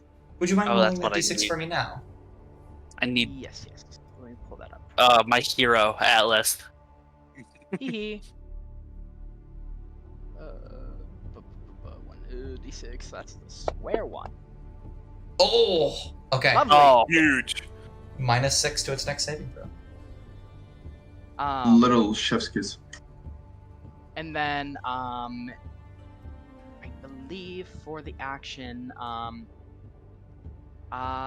he's going to cast Vicious Mockery. Not. Do you want to use the unsettling words Wait, no. this? Actually, I'm not. I think the unsettling words is going to come after the Vicious Mockery.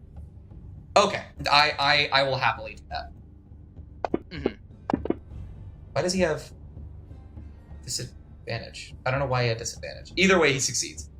What do you say to him?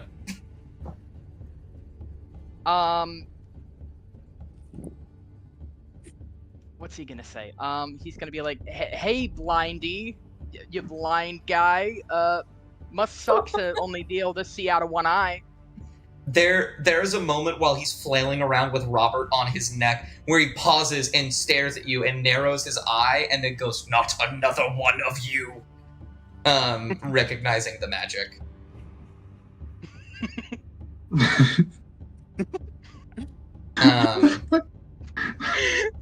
There's history to this character. So Did you just vicious mockery, you fucking dragon?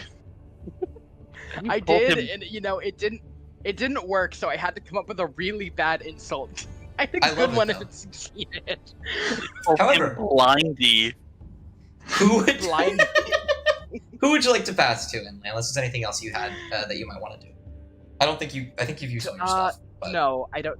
Yeah, that's it. And he's gonna stay parked and be very grateful that minor illusion is not concentration and that it lasts a minute. He's just gonna stay there. Of course, you still have advantage on stealth checks. Yeah, so I'll pass to Hemlock. Hemlock, it's your go. What the hell am I gonna do?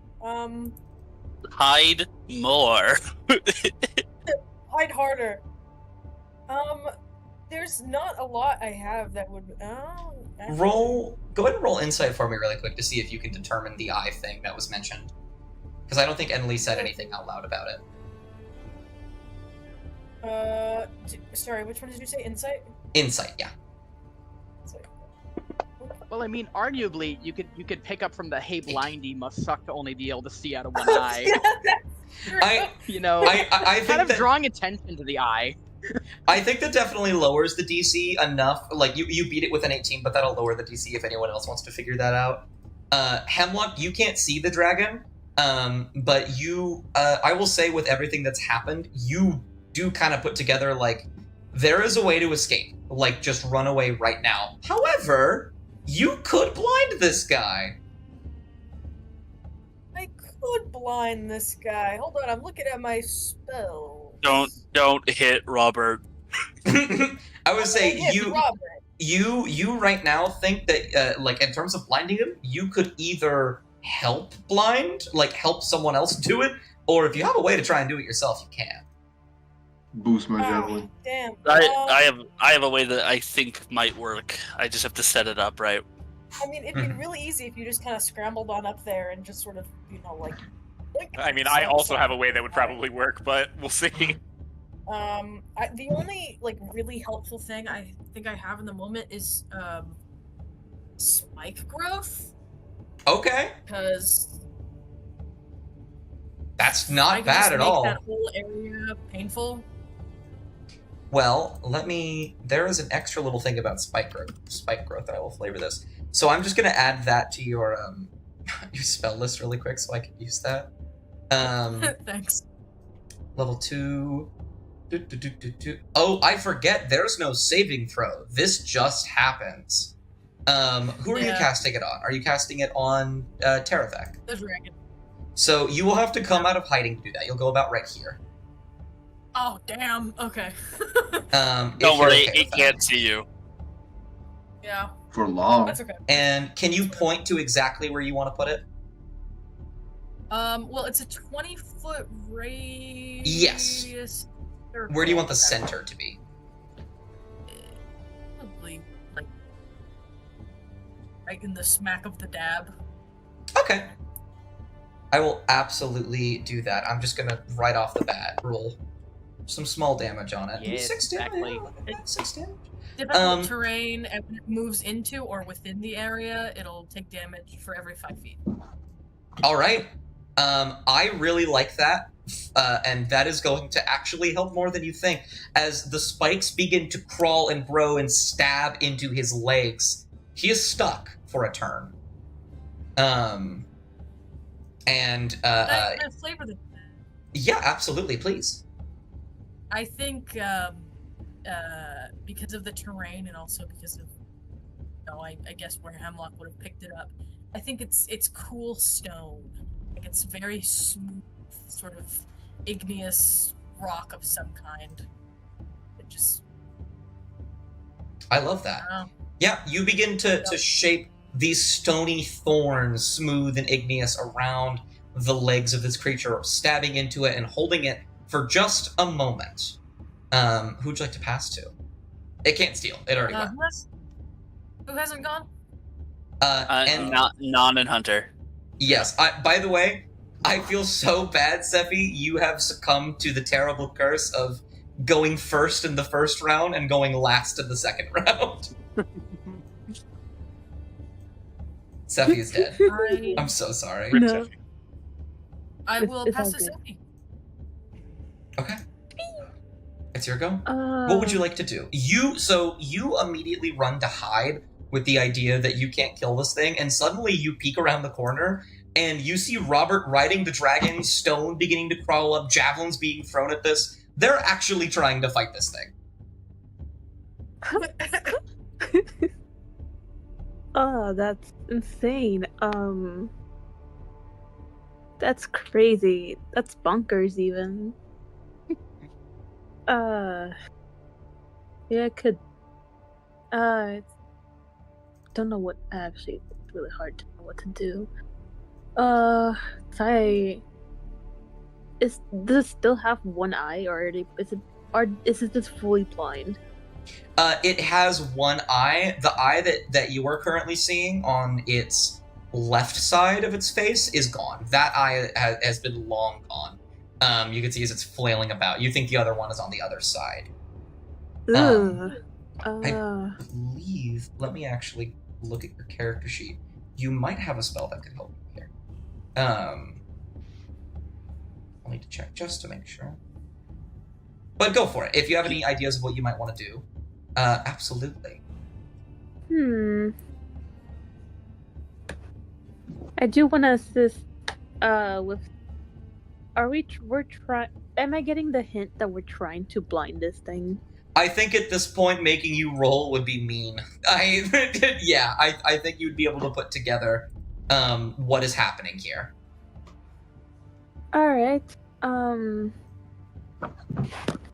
Let me check my spell.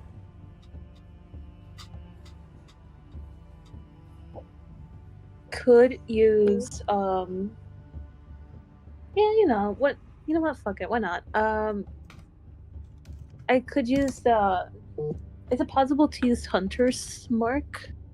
Yeah, as a bonus action, just to make it so you can see it clearly for you. I'll sort of pass that into your spells. Go ahead then. Yeah, bonus action, you cast Hunter's Mark. I'm going to try my best with the amount of blizzard we have, the wind velocity, making sure to aim, see if I can help in blinding it with a bow and arrow. Alrighty. Go ahead and roll an attack roll on it. I'll give you... will I give you advantage? I think it is being distracted enough that I will give you advantage. Oh, you were hidden. Yeah, you get advantage. Alright. Cool.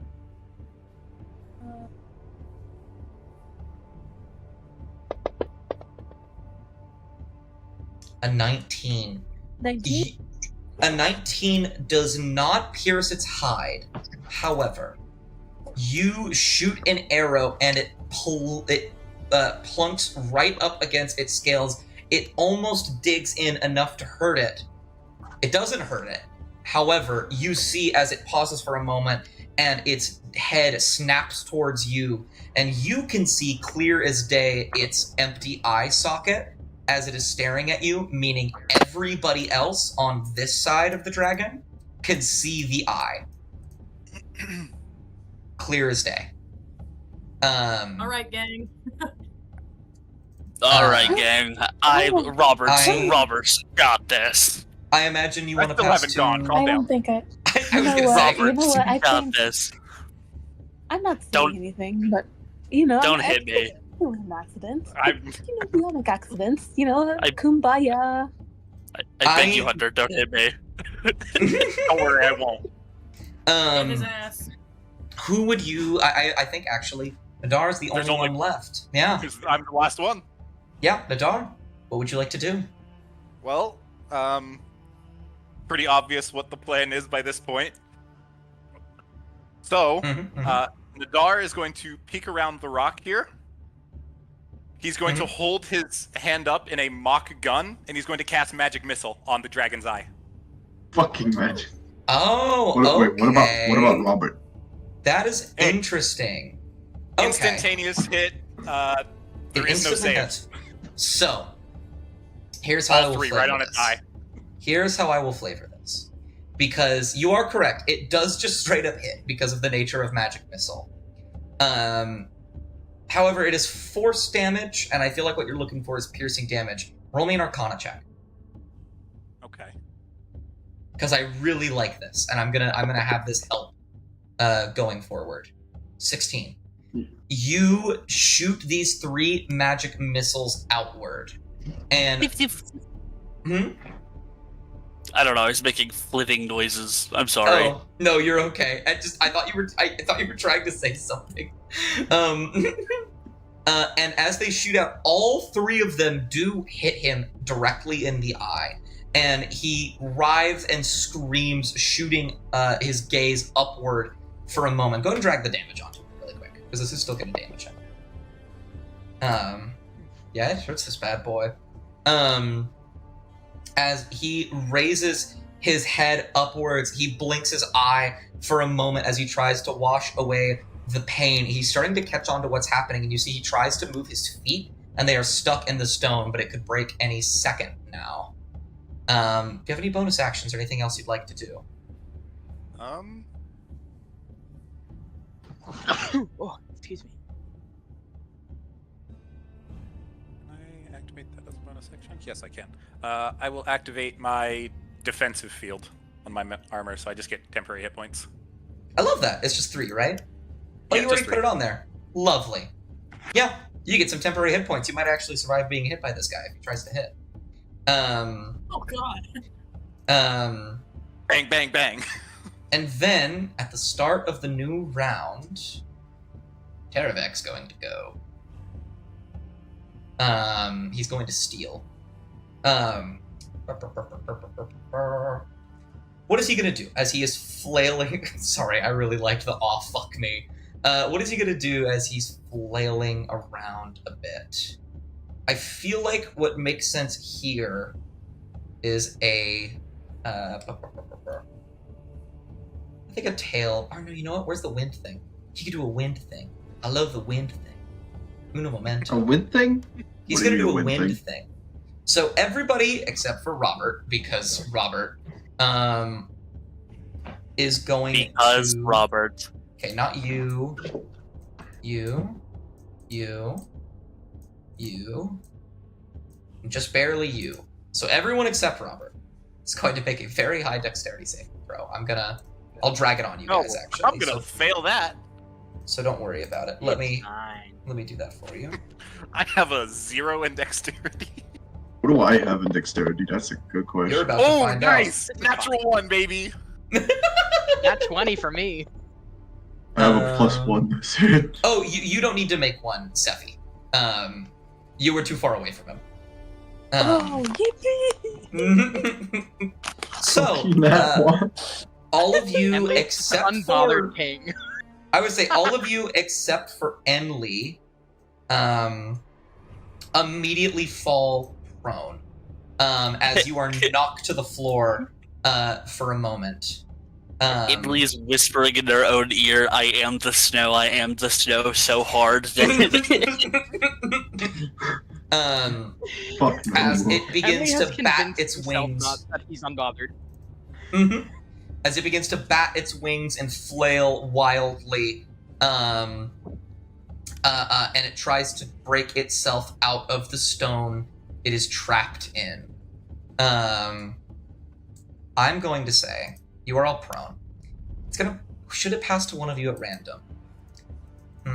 I think it would. I think it's only fair that it passes to one of you at random. yeah, it won't pass to Robert. I mean, it might on accident. It does not. It actually passes back to Unidar. Well, then I will half my movement to stand back up. Absolutely. Take the corner again and magic missile again. All right. Another 3 right into its eye. Roll me another Arcana. This will hit no matter what. This is for an extra special thing. That's not as good as the last one. Not as good as the last one, but still good. I will say that you have somewhat refreshed this little debuff I'm giving him right now. Roll the damage onto him for me. Yeah. Oh, he takes beautiful. Wow, that's a really good fucking roll. That's Oh almost max damage. That is almost a perfect throw. Chef's kiss. As you slam into his eye once more, he screeches, and this time, as he begins to break the rock beneath him, his gaze snaps towards you. Once again, the eye visible to everyone over here, and now as well to Robert. Who would you like to pass to, Nadar? To Robert. Let's go, baby. All right, Robert. Given everything that has happened, it is semi-restrained by the stone. It has been distracted twice, and it has also been opened up.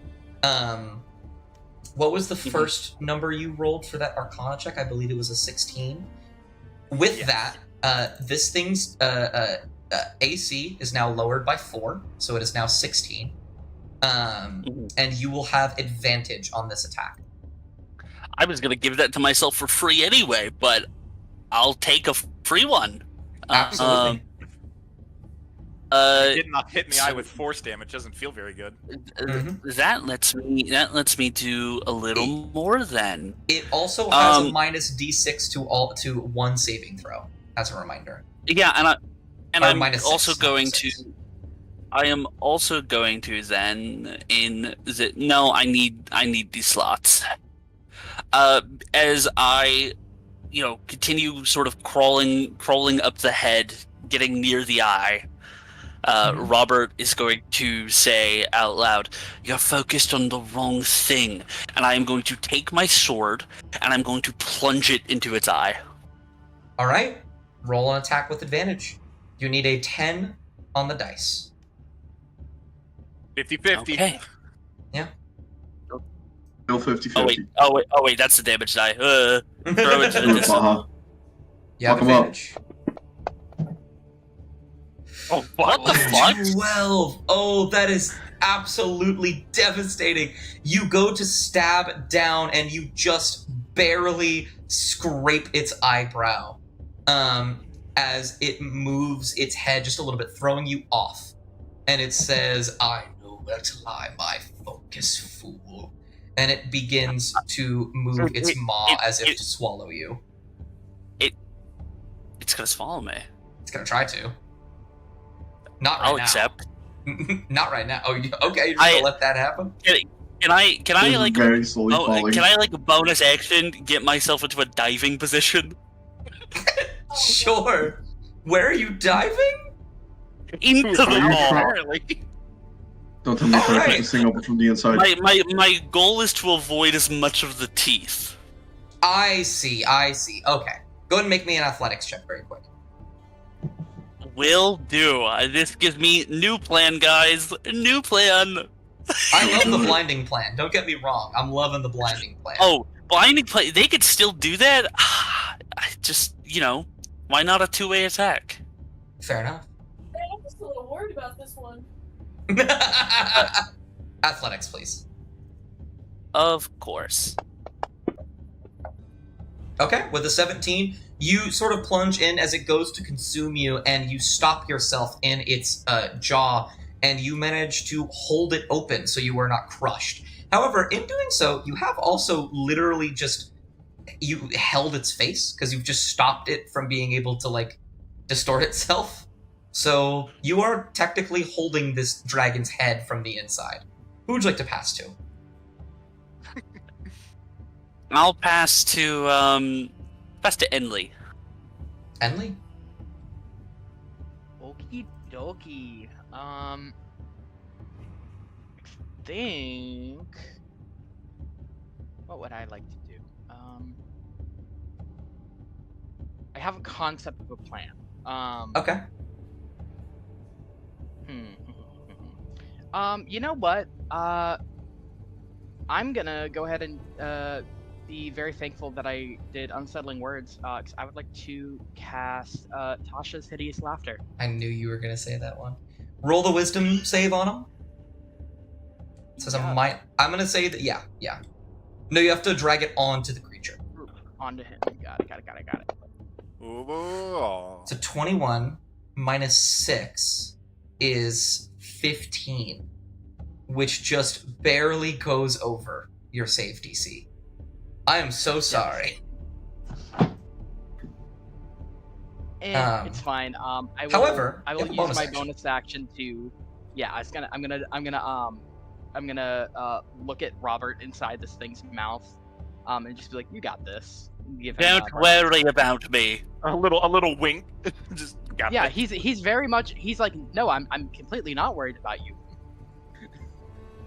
Robert goes to make a thumbs up very quickly and realizing he's still holding jaw, goes back to holding it. Alright. Who'd you like to pass to, Enley? I will pass to Mavrock. Alright, Mavrock. Do you want to stand up, Mavrock? Yes. Alright. Whenever you do that, you just use half your movement, so you can only move 15 feet this turn. However, that has nothing to do with your attack stuff. What would you like to do? I'd like to use my bonus action to activate Rage. Absolutely. We'll drag that onto you. Alrighty. Then like to do for your what's it gonna take for me to? Is it bipedal or is it quadrupedal? The dragon? Yeah. I believe it is. I believe they are classified as quadrupeds because wyverns are bipedal. Okay. How much is it gonna take for me to slice one of its front ankles and cause it to collapse in, like slice a tendon? That would take quite a lot of damage and quite a lot of surgical precision.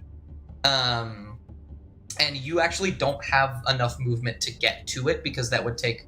Since it's a difficult terrain, you only have 15 feet. You would get to about here. Fair. You still have your javelin though, and that stuff that happened with Robert, with all the advantages and whatnot, is still there because it has not gone around to Terravek's turn yet. Okay, then I'll have him move forward those 5 feet that he Absolutely. can. Just so he's a little bit closer. And I will have him throw the javelin. All right. Again. Do one with advantage. Everything is adding up. I'm about to get And he told us- nasty, y'all. He told us not to fight it. Hey I'm guys, you loving don't have to this. fight this thing. Proceeds to beat the fuck out of it. Oh my goodness. Oh my goodness. You throw the javelin and it stabs just beneath its eye. Unable to get in, but it's now just in it now. It's just a hold there. Do you actually... I forget. Does your rage actually give you something when it comes to It gives me attacking? I'm pretty sure it gives me an attack boost. It just gives you damage. I see. However, I will say you do get it. It's not blinded. It is hurt. It is writhing. It's ready to get the fuck out of this mess. It's Robert. I'm sorry. Is there anything else you'd like to do, Mavrock? I believe you have a martial check if you wanna, or you could just pass to someone else. A martial check. Absolutely. Roll me just a wisdom. Straight wisdom. It'll be on the main page, far left. It says 13 plus 1. Let's drag that in the side chat. Where it says 13 plus 1. Yes. Oh, sorry. For you, it's 16. Might be. I was about to say. A 10. Yeah. That's what you needed. Martial checks Really? tend to... Nope. Yeah. Martial checks tend to be very give or take, where some of them you need like an 18, and most of them you need like maybe an 8. With this, is Mavrock set on the blinding plan? Because I will give you insights to that then. He is currently set on getting Robert out of there because he has seen other Ronso being crushed by Jaws. Nope. Well, Nuh-uh. Mavrock is set on that. No. I would No. say, Mavrock, the best way with a 10 to achieve that goal is less of, physically moving Robert out of that space, and more of getting the dragon to almost spit him out, which you think Robert might be able to do himself from the inside. However, it is starting to writhe a bit more. It'll escape its little grasp at the end of this turn. Mavrock, who'd you like to pass to? I believe your options are Hemlock and Nom. I will. What? Hemlock is? No, is? Hemlock is right next to you, yeah. Alright. I will pass it to Hemlock. Alright, Hemlock, Yippee! would you like me to make you not prone anymore? Get up. Yes, I'm not gonna be doing a whole lot of moving. There you are. Get up, Hemlock. We are leaving. Wonder- What you guys think? Oh, how many spell slots do I have for my second? One. You have one more.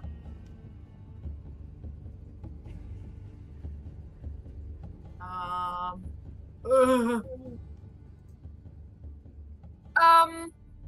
Can I try and throw a few scorching rays at its eyes?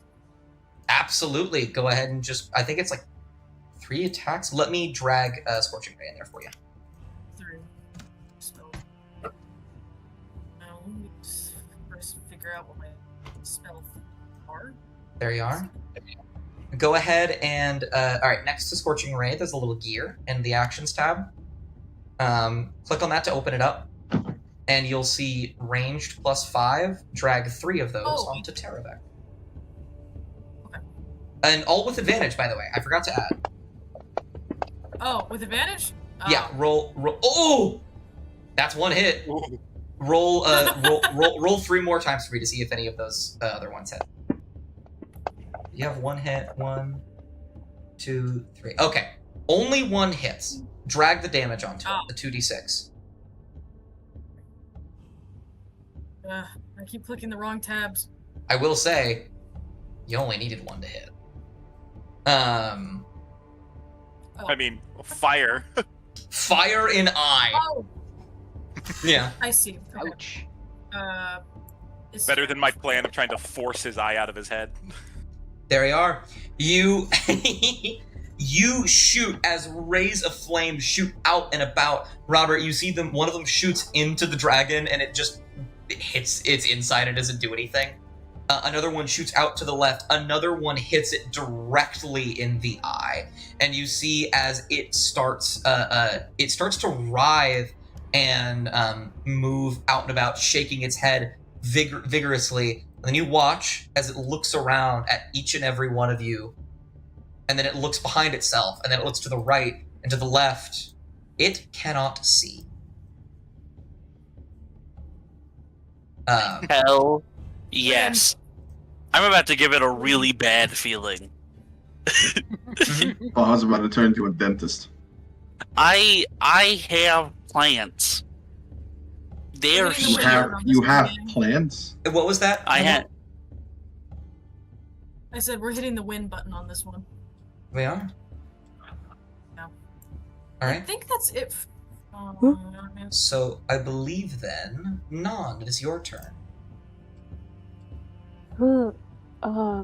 Okay.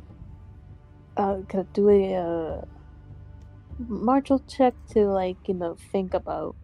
Now that I see this, just think about what the best option to do is now. Roll perception. Alrighty. Where are skills again? There you are, you bitch. Mm-hmm. Damn, don't call your skills a bitch, Yep. bro. They're saving That's your just life. enough. You peek your head around this rock once more.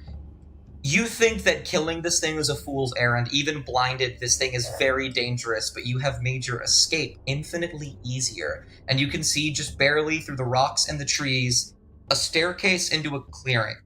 A very easy place to escape. As long as you all can get there, you think you'll be home free. Alright. Yeah, I mean I'll just make my way there. Okay. I will. If you want to just use your dash action, you can literally just get 60 feet over here.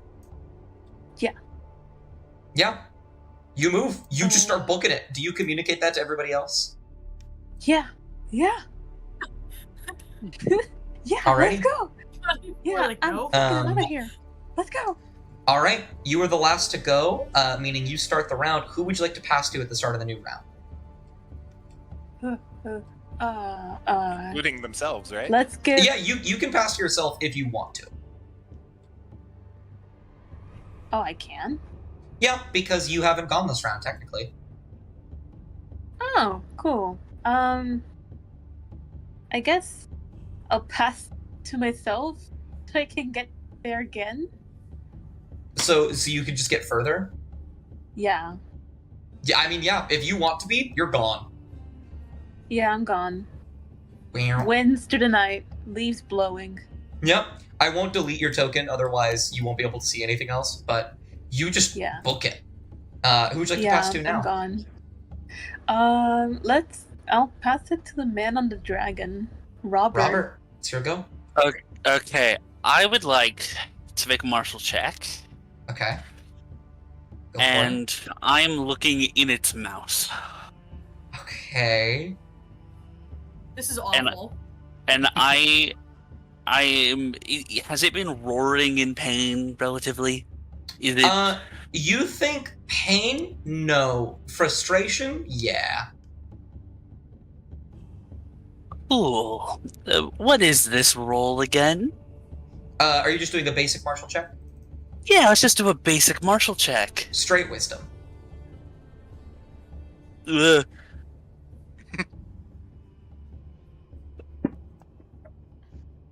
Yeah, that's enough. What are you trying to figure out? Trying to figure out if the insides are squishier than the outside.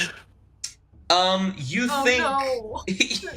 you in terms of where you currently are, no. You think that the jaw is pretty well suited, the tongue and the teeth are there. You think trying to hit this thing from the inside might be easier. In terms of damage, you don't think it'll make much of a difference.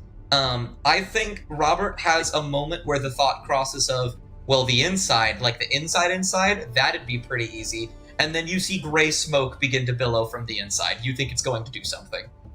Perfect. That lets me know a lot of what to do in this moment. What I am going to do is Robert is going to, in like one fell swoop, sort of drop the jaw, and I'm diving under its tongue, and I'm going to cut a little burrow for myself under the tongue, What?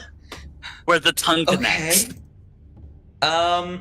I want to say you are doing something very acrobatic, my friend.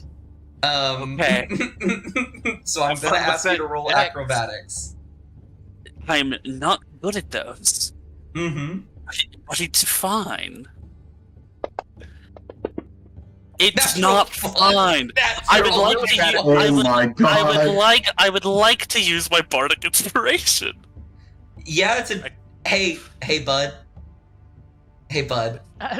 If Bardic you want to use inspiration the isn't a D6 reroll. on that, Yeah. I know it's not a It's a reroll, D6. but Roll you roll the d6. If you can get above a 5, you won't have the worst possible thing happen to you. Okay.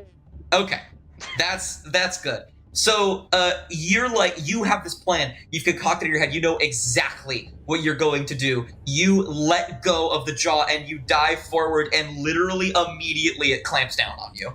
You try and jump, and within seconds, the jaw closes down on you. You are scratched a little bit. I'm just gonna roll a d10. 7. You take 7 piercing damage. okay, I can live with that. Let me. Where did your character sheet? There it is. You take 7 piercing damage as you try and jump out, and your foot is caught for a moment. And I will just roll me a d20.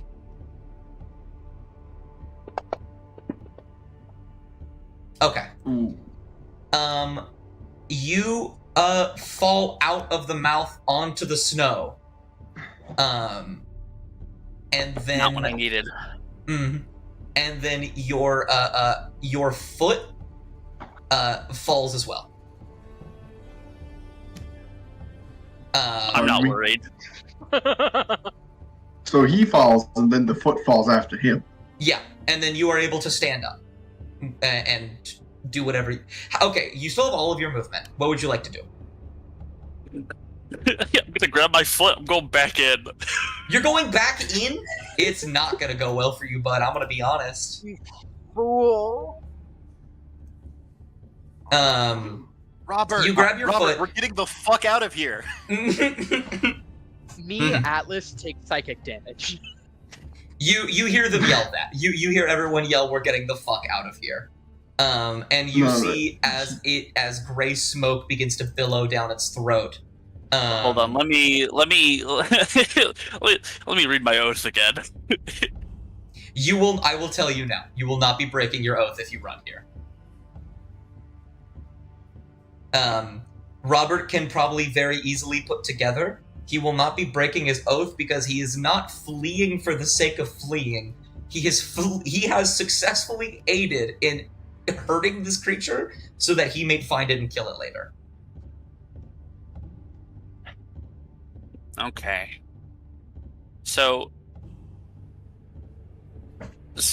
Robert is going to instead. I guess I used my action with that, didn't I? I will allow it to be your bonus action. Or you know what? I'll say it's movement. You were just doing something acrobatic. Mm-hmm. You used half your movement, I'll say. So with that, I'm going to make a glow, like as if I'm lay on handsing myself, and then I'm just gonna fasten my foot back on. Okay. Are you casting lay on hands of yourself? Yeah, why not? Okay, go ahead. You just apply that to yourself, I think. And do it as do many I have times any as you movement? want. Do I have any movement left? Yeah, you have some movement. Cool. I'm gonna run like underneath this thing. Just book it. Absolutely, you can get to about here. It just sits down. No way I could slice its belly while I'm running, can I? I just have to ask. You already used your action to lay on hands. Yeah, I figured. Oh, bonus action, I'm gonna put my hand up and I'm gonna drain mortal essence. Christ on a crutch. Alright. They're gonna what was it, con save? You said he used his bonus action already. Oh, you did, remember? No, to acrobatics. You I called changed it movement. I changed it to movement. You're so right. Alright, one moment. It's chilling. It's fine. It's chilling. It's fine. It takes 3 damage. It takes 3 damage. Now, for context on what my plan was in that regard, since it failed, I was going to burrow in its mouth and then just keep doing that infinitely until it died. It wouldn't have worked. I hate to tell you, bud. That would not have worked. Very all I needed was time. Mm-hmm. Who would you like to pass to? I believe these 4 haven't gone yet. Or actually, really quick, I'm gonna take a poll. Are all of you planning on running? Yes. Yes, and also something else. Okay. Badly. That's alright. Mavrock? Maybe. Gone. Maybe. Okay. Hemlock. Oh yeah, Lizzie said be right back. Oh, okay.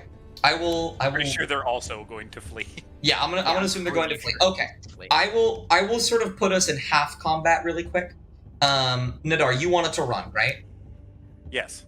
Where do you run? How do you run? It's 60 feet of movement, wherever you want to go. Yeah, we go in this way. Is that 60 there? Yeah, you run. You book it. You're going. Emily, you wanted to run, and what else did you want to do?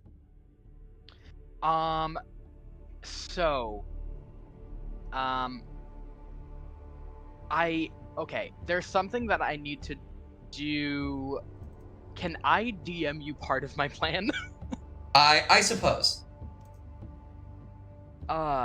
Concerning. You missed some fun stuff, Liz. But Robert Why lost has his everyone foot, got a death then in this clasped fight? it back onto place. Mhm. And now you're all if you hadn't running, come basically. back, We're fleeing. yeah, if you had not come back, I would have used my action to pick you up and drag you with me. Oh, if Robert had continued to fight, I would have attempted to thorn whip him and drag him. It was that. You know what, Lizzie? If I get a turn before you, I'm picking you up. Okay. Oh, you sent it to me. Are So- we running right now? Yeah. Yes, Yes, we're fleeing. yes. Yes. The answer to that We're question leaving. is yes. The answer to that question is yes. Absolutely. I'm Excellent. already gone. So- I went straight looking at. Enli is going to use minor illusion and make the sound of boots running from like behind him. So make it sound like some of the group is fleeing in the opposite direction. Towards the Okay. water. And then where do you go? You only have 40 feet.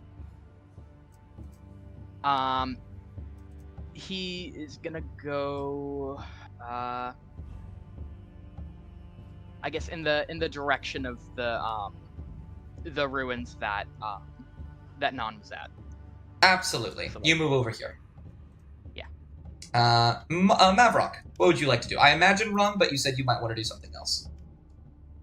Oh yeah, no, I got. I said maybe, but then I was like, I kind of want to do this just for the funny, so I'm gonna do it. Okay. He is going to run. Wait, did I do this thing? I didn't do. Wait, there we go. He is going to run this way, as far back as he can. And on the way, I'm going to use my action to pick up Hemlock, throw him over his shoulder. Okay. Roll. No, I'm not even. What's Hemlock's? How heavy is Hemlock, Lizzie? Hemlock? Okay. He's, Dragonborn weight.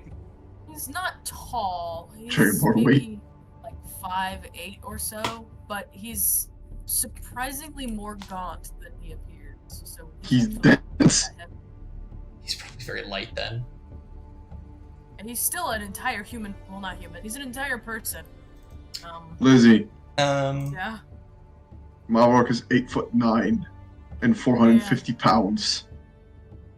I will say. Yoink. I will say, honestly, the athletics check I would want you to roll, you would pass, no matter what. So, yeah, What is what is Mavrock? A Thundercats OC? Sorry. He's pulled from a game. You can get to about here, and you can pick up, Hemlock and drag them along with you to about here. Okay. And then Hemlock, did you want to run too? I'm picked up. I can't do anything. Yeah, I mean, you could just get down and run if you wanted Just to. have this. Just have Actually, this.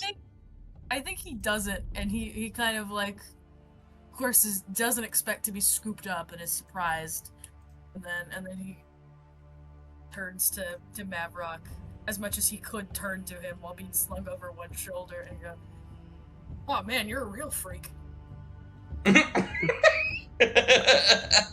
then just kind of hangs there limply. Fuck, wait, let me think about how to answer that. I was gonna say, how does Mavrock reply? Okay. Mavrock is not aware of what this word freak means, but Mavrock is aware of what a dragon's jaws can do. And you are just a midnight snack. I love that. You all begin to run. With your minor illusion, Tarvek is going to move over here and is going. You watch as a torrent of gray smoke pours from its mouth in a cone in this direction. And you see all of a sudden the wood that was on the ground and just all of the snow that's on the ground turn to solid stone.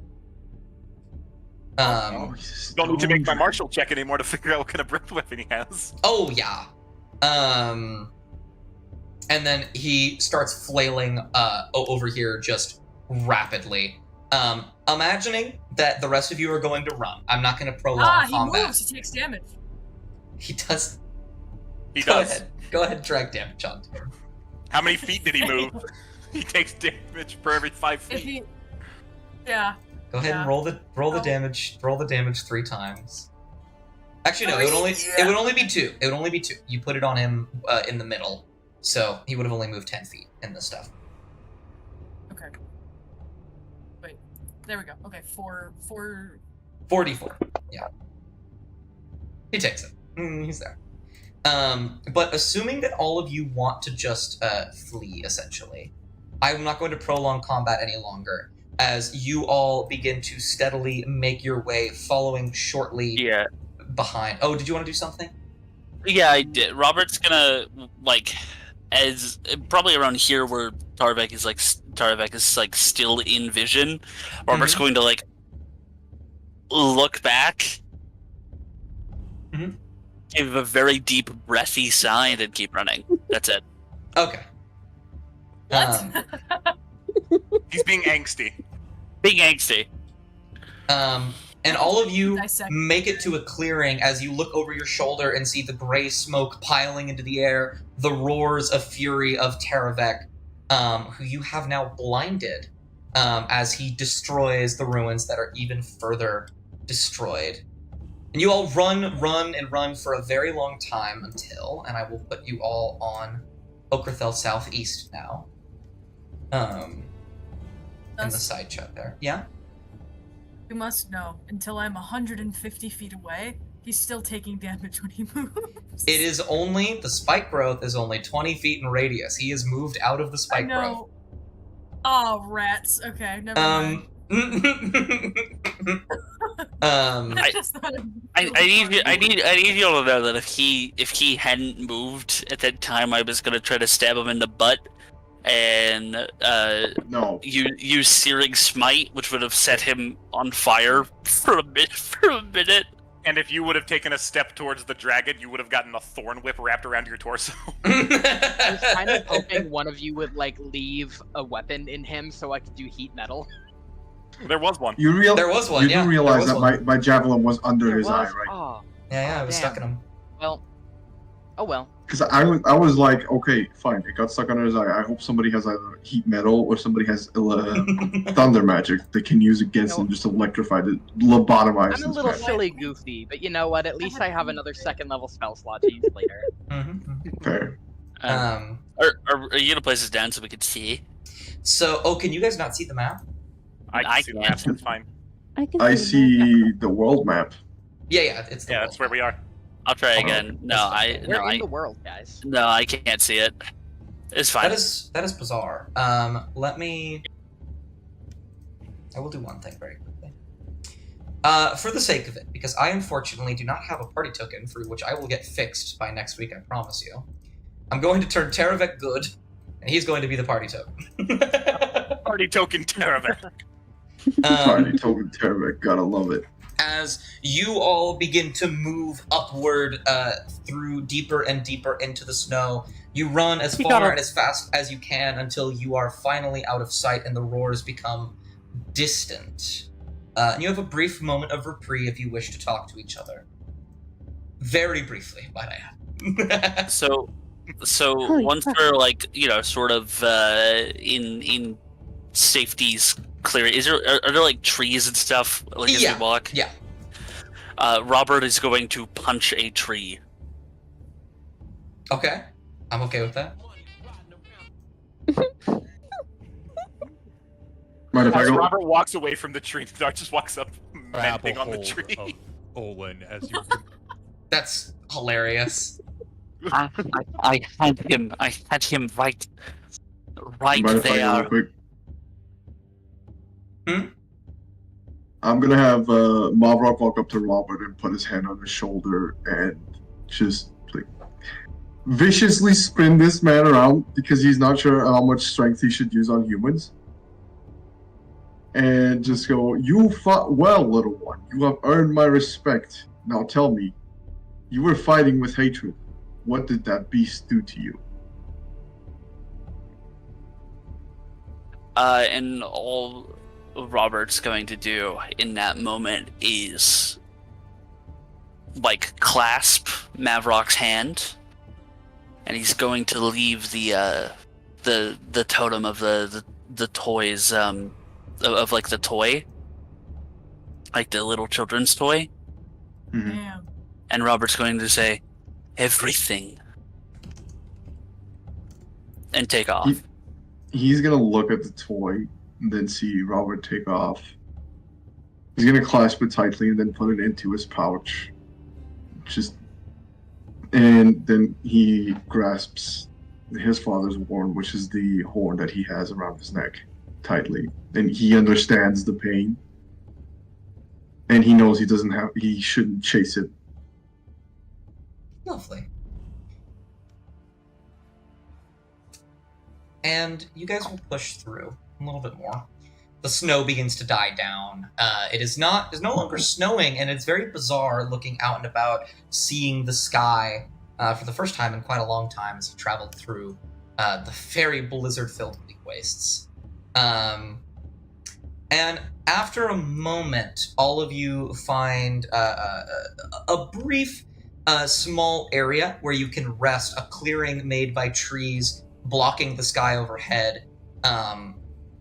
As you begin to push in, you look around, you see dragons. You see them everywhere. You see them clasping to mountains, darting back and forth. There's a moment where you see some fighting each other in the sky. But you are able to very quickly find a space in which you could be safe and out of view from the dragons for at least a little bit. And once you get here, you begin to settle down. You make a small campfire, and a moment later you hear rustling in the trees, and the guide from before, wearing his draconic iconography cloak, steps out with his hands up to be like, hey, don't worry, it's me. And says, well, I must say, I am much more surprised that you all are more skilled than I thought. I quite honestly underestimated you. You've already done quite well. How are you feeling after all that? Are you alive, well, conscious? He looks at all of you. Did you know? Did I know? Did you know that he would be the one when we made it here? I knew he was in Okrathel. I had no idea that anyone was going to be here to mess with us when we got here, of course. Okay. I have a question. Yes? Can I run a martial check on the map? Oh, yeah. You mean like an insight check? Yeah. Yeah. You could just roll. You just roll an insight check really quick. What is that? What do I roll? Insight. In the skills tab. Insight. In skills. Can I also roll insight on him? Absolutely. I also will. Yeah, it'll be Can I insight all? check. Yeah. All of you roll. All right, we're gonna do a round of insight. Everyone roll insight. Okay. I got a 19. Let's go. That's Baha really gets a good. 21. Baha's here. feeling insightful. That's very good. Wow. So insightful, so wise. Not smart, but wise. Did what's it called? Did you want to roll insight or no? Yeah, hold on. I thought You're- I rolled. Oh, you're Anyways, Crazy. All right. Yeah. So Non and Nadar, you two being the ones that beelighted out of there fast enough, are kind of just like heaving and heaving a bit, catching your breath, making sure that you all are fine. It's hard to glean anything interesting from him. Emily, you look at him. Is there anything particular you're trying to discern about him? I think Enlil feels like it was kind of convenient that he vanished just before the dragon appeared. Okay. And is just kind of trying to figure out what's the deal with that. I think with a 14, you can put together that while he is like, you get the idea that what has just happened was not intended, but he is almost, I think happy is the wrong word. He's okay with it because it managed to allow you all to prove yourself in some way to him. Obviously, he, however, does not believe, he did not orchestrate that with that role. Mavrock, Robert, and Hemlock, was there anything particular you three... I'll go one at a time. Mavrock. Was there anything specific you wanted to figure out about him?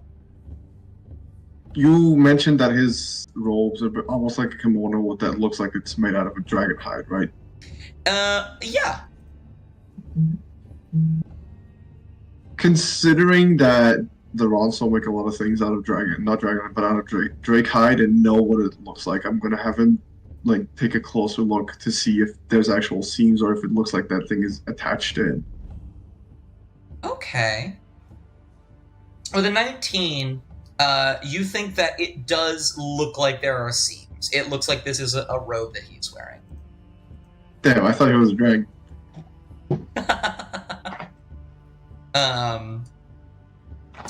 Robert, what did you want to discern about this fool? Robert's a soldier. That's a thing that I've made it very clear. And in Robert's time of being a soldier, he's met various types of generals. The kind that make necessary sacrifices, unnecessary sacrifices, the kind that will throw people into the wind if it thinks it'll give them the advantage. Robert wants to know what type of general this man is. You think that this is someone who, I think, with a 21, you think that he is bringing people here, but this place is so dangerous that he would not just bring people here for the sake of it. He very clearly is looking for something here himself. However, I think you are not swayed one way or another, especially with the comment, like the question you made of like, did you know that he was there? You think that he's telling the truth. You think that his intention was not to bring you to Okrathel and then have a dragon kill you. Yeah, you think that he's being earnest, at least in this capacity. Mm-hmm. And Hemlock, what about you? Do you have any questions about this fool? I would like to know if I can pull anything from the iconography on his clothes. Okay. What sort of thing is it? Is it something that I would recognize? Does it mean anything, or is it just picture of dragon? It appears to be like very simply just like iconography, basic depiction of a dragon. Roll a very difficult insight check. Sorry, not insight, history check. Oh damn! So I have nothing in history. Golders, you can do it. We believe in I you. got a +1. This'll save me. Nat 20. Here we go. Shit. Damn. I thought that was a nat 1 for a so second. did I thought that was So did I. I thought it was a 1-2. You don't glean anything from it. It appears to be a basic depiction of a dragon. You think that whoever this person is with that insight check probably has some kind of connection. Otherwise, he would not have wanted to come here. But I think, similar to before and like a general thing based off of your insight checks, none of you think that he is maliciously bringing you here to hurt you in some way. You think he is genuinely trying to help you. Right. I hope you know that next roll that I did for fun was an 18, so I would have gotten a 19, which And as you all kind of glance at him for a moment, he says, well, the good news is that you all are alive. I will make sure to be a bit more present, knowing that that thing is out and about. He's not going to be very pleased that you all are here, let alone I. He's not a big fan of outsiders. So, I suppose I think he'll should... have rather a hard time finding us. At least with his eyes. Oh, you blinded the poor fool. The least of his worries. I see. You know him? Or were you guys buddies? Knew each other in high school? No, I know of him. He is quite the legendary dragon. The Secret Keeper, making sure that the secrets of Okrathel are left untouched. You see, throughout this place, there are ruins of the accordant variety from ages long past. There are dragons that have been alive since the Grey Veil, an event that took place hundreds of thousands of years ago. So, he wishes to keep those things hidden. I, on the other hand, wish for such things to come to light. As I think some of you do, too. Looks at you, Robert, and he says, I can see the look in your eyes. I can promise you that one of the secrets he would keep is definitely one of his weakness, if he has one. I'm certain that you can find what you're looking for. I can see the look in his eyes. See the look in his eyes. He looks to Hemlock, up and down. and he says, I think you will find quite what you're looking for. I don't know what it is, but I can tell that you are quite the fan of uncovering what was once forgotten.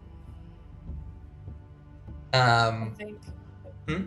Hemlock just sort of stares back at him, and his face isn't very mobile, so instead of giving him a smile, his jaws kind of clack together a little bit, and he says, well, if you were looking to the information out there or something, maybe next time you can come with us and fight the dragon also.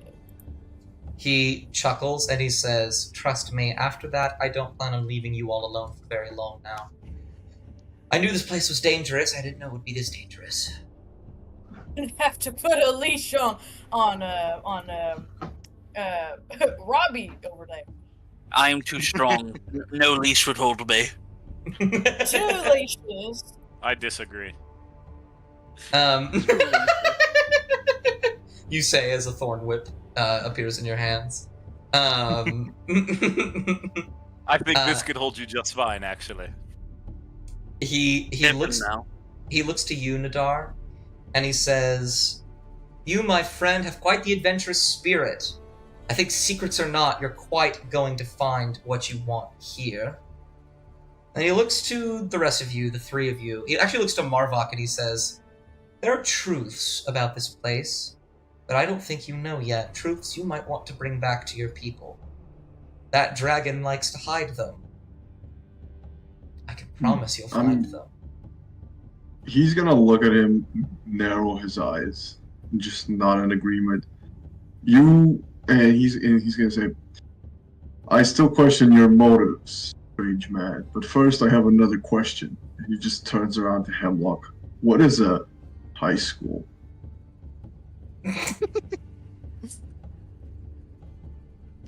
Well, you go there sometimes and people tell you stuff and walk away. Smoke a lot of weed there. What is weed? A plant. Yeah. Real? I don't. You see the guide say, now, when it comes to your future endeavors, I have a few things on the retinue that I need help with that I think will benefit you as well. But first things foremost, you see he reaches into a pocket and pulls out what appears to be a full, like a rolled up piece of paper, as well as a tarp. He lays the tarp down beside the fire and lays out a map of Okerthel. The same map that you all are looking at right now. He places a little marker down for where you are, and he points to this little symbol right here. It is this weird sort of trapezoid-looking thing. Oh, it's only 10 feet away. It's only 10 feet away. And he says, clicks. Before I allow you free reign of Okerthel, I believe it would behoove us to visit this place first. That was my errand. I went to case the place. I believe it is overtaken by a bunch of kobolds right now. Some kind of shrine. I believe if we can go there, we might be able to discover the first and most important secret of this place. Are you willing to join me? It leads to my goal. Absolutely. I'd have to go home otherwise. He smiles and he says, lovely, lovely indeed. Also, Enly's sort of searching the map. Like, Enly's also looking at the map, hoping to see something that they know isn't there. That they know isn't there? Yeah, they know that it probably wouldn't be on any standard map. They are I looking see. for, they're looking for the, hoping that maybe there's just some sort of shred that maybe there would be a portal of some kind marked on the map, and knows in their heart there will not be one. Okay, I really like that. I think everyone, if you would be okay with it, Atlas, everyone can see you like actively looking at that. They might not act upon it, but you're spending a lot more time glancing at the map. Nan, this is actually quite silly looking at the map for you, because you know this place like the back of your hand. This is where you lived. But you don't recognize these shrines on the map. You think that these places are actually relatively well hidden. This is the first time you've ever seen markings like these. And he says, "Wonderful then. Also, I know that our partnership has been more of an acquaintance. Now that I know that we're all in this for real, I suppose, I decided I should formally introduce myself." And he stands up, takes a bit of a bow, and he says, "My name is Troll Carl. It is lovely to meet you all. I believe this is going to be quite the amazing partnership." I'll sort of spell that in the chat really quick. And then, while he takes his little bow, and you plan ahead a shrine on the horizon, that is where we will end today's session. Is it pronounced as it's spelled, Troll Carl? Troll Carl. Yes, but less of a pause. It's just Troll Carl. Yeah, that's that's our buddy, the troll, Carl. Troll Carl. It's the Troll Troll Carl. Carl. It's the troll. Troll Carl. Carl. He's just a little guy. He is a little guy. But that is where we'll end today's session. Thank you all for joining We me. win this one game. I was going to say, I really like that. I had a lot of fun. It went longer than I suspected. I don't know why I thought it wouldn't go long. But, you know. Well, you were the one. I think you expected us to all just sort of like dip very fast, and I did. You underestimate my Robertness. I did. However, I will add, I am very pleased by the direction you took instead. I really like the fact that you blinded him. Now, I have someone that we're going to raid, a friend of mine who is currently playing D&D right now. Fucking go. Yeah, it's Abby. It's Abby! It's Abby. Abby's streaming right now? Yeah. Go get him. Thank Crazy. you guys for watching, and thank you all for playing and supporting me in this way. I love all of you very much. And I will see you, I will see you in a couple days. Everyone else will see you next week. Yippee! Woo. Yippee! Wahoo! There we go. Yep. Wee. How do raids work? Just slash raid, type in your name, and there you go. It's going to automatically take you to their stream. thing. You're automatically in it. If I want to leave this game, can I just close it?